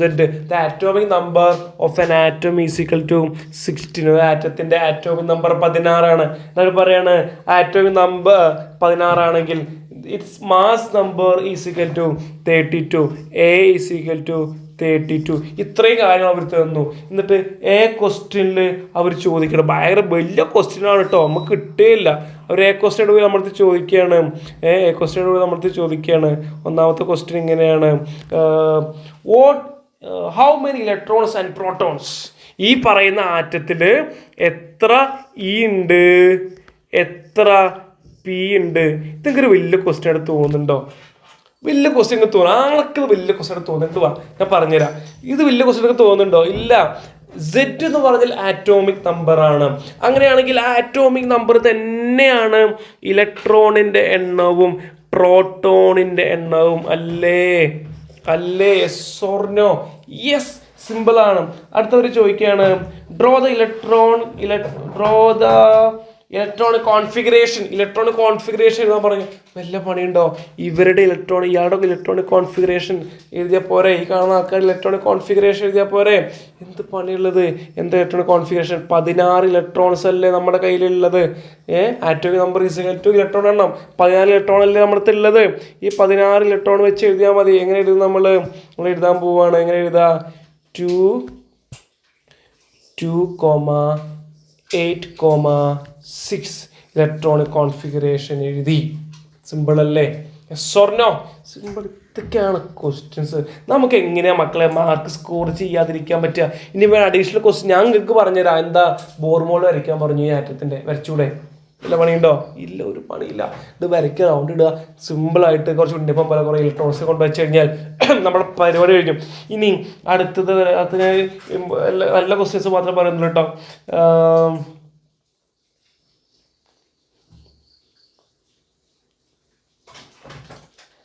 ആൻഡ് ക്വസ്റ്റ്യൻ കേട്ടോ, ശ്രദ്ധിച്ച് കേട്ടോ. ക്വസ്റ്റ്യൻ ശ്രദ്ധിച്ച്. വളരെ സിമ്പിൾ. ഈ ക്വസ്റ്റ്യൻ കഴിഞ്ഞാൽ നമ്മൾ പ്രധാനപ്പെട്ട വർക്കുകളെല്ലാം കഴിഞ്ഞു. നമ്മൾ സെക്കൻഡ് ചാപ്റ്ററിലേക്ക് കടക്കും. പക്ഷേ ഈ പാർട്ട് 2 ആയിട്ട് അടുത്ത വീഡിയോയിലാണ് നമ്മുടെ സെക്കൻഡ് ചാപ്റ്റർ വരിക. Don't worry. നിങ്ങളിങ്ങനെ ശ്വാസം മുട്ടി കാണാൻ ഒരിക്കലും ഞാൻ പറയില്ല. ഒരു ക്വസ്റ്റ്യൻ കേട്ടോ. There is 4 electrons in M shell. അതായത് എം ഷെല്ലിൽ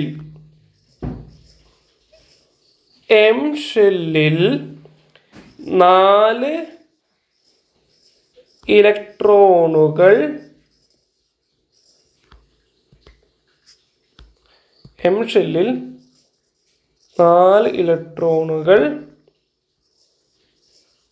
ഉണ്ട്. അതായത് KLM. ഈ മൂന്നാമത്തെ ഷെല്ലില് എത്ര ഇലക്ട്രോണുകളുണ്ട്? 4 ഇലക്ട്രോണുകളുണ്ട്. എങ്കിൽ അവർ പറയാണ് ഫൈൻഡ് Z. എന്ത് കണ്ടുപിടിക്കണം?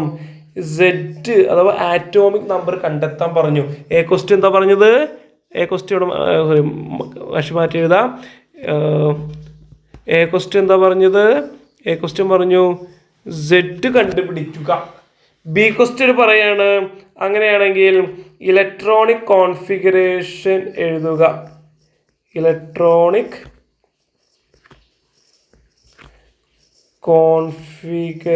കോൺഫിഗറേഷൻ എഴുതുക. മക്കളെ Z കണ്ടുപിടിക്കാൻ പണിയുണ്ടോ? ശ്രദ്ധിച്ചു നോക്ക്. അവരെന്താ പറയുന്നത് നമ്മളടുത്ത്? എന്താ പറഞ്ഞേ? ആറ്റത്തിൻ്റെ എം ഷെല്ലിൽ എത്ര ഇലക്ട്രോൺ നമ്മളടുത്ത് പറഞ്ഞത്? എം ഷെല്ലിൽ 4 ഇലക്ട്രോൺ അല്ലേ? ഫോർ എക്സാമ്പിൾ നമ്മളിങ്ങനെ എഴുതാണിതാ. ശ്രദ്ധിച്ച് കേട്ടോ. നമ്മുടെ എത്ര ഷെല്ലുകളുണ്ട്? സോറി, പേര് മാറിപ്പോയി.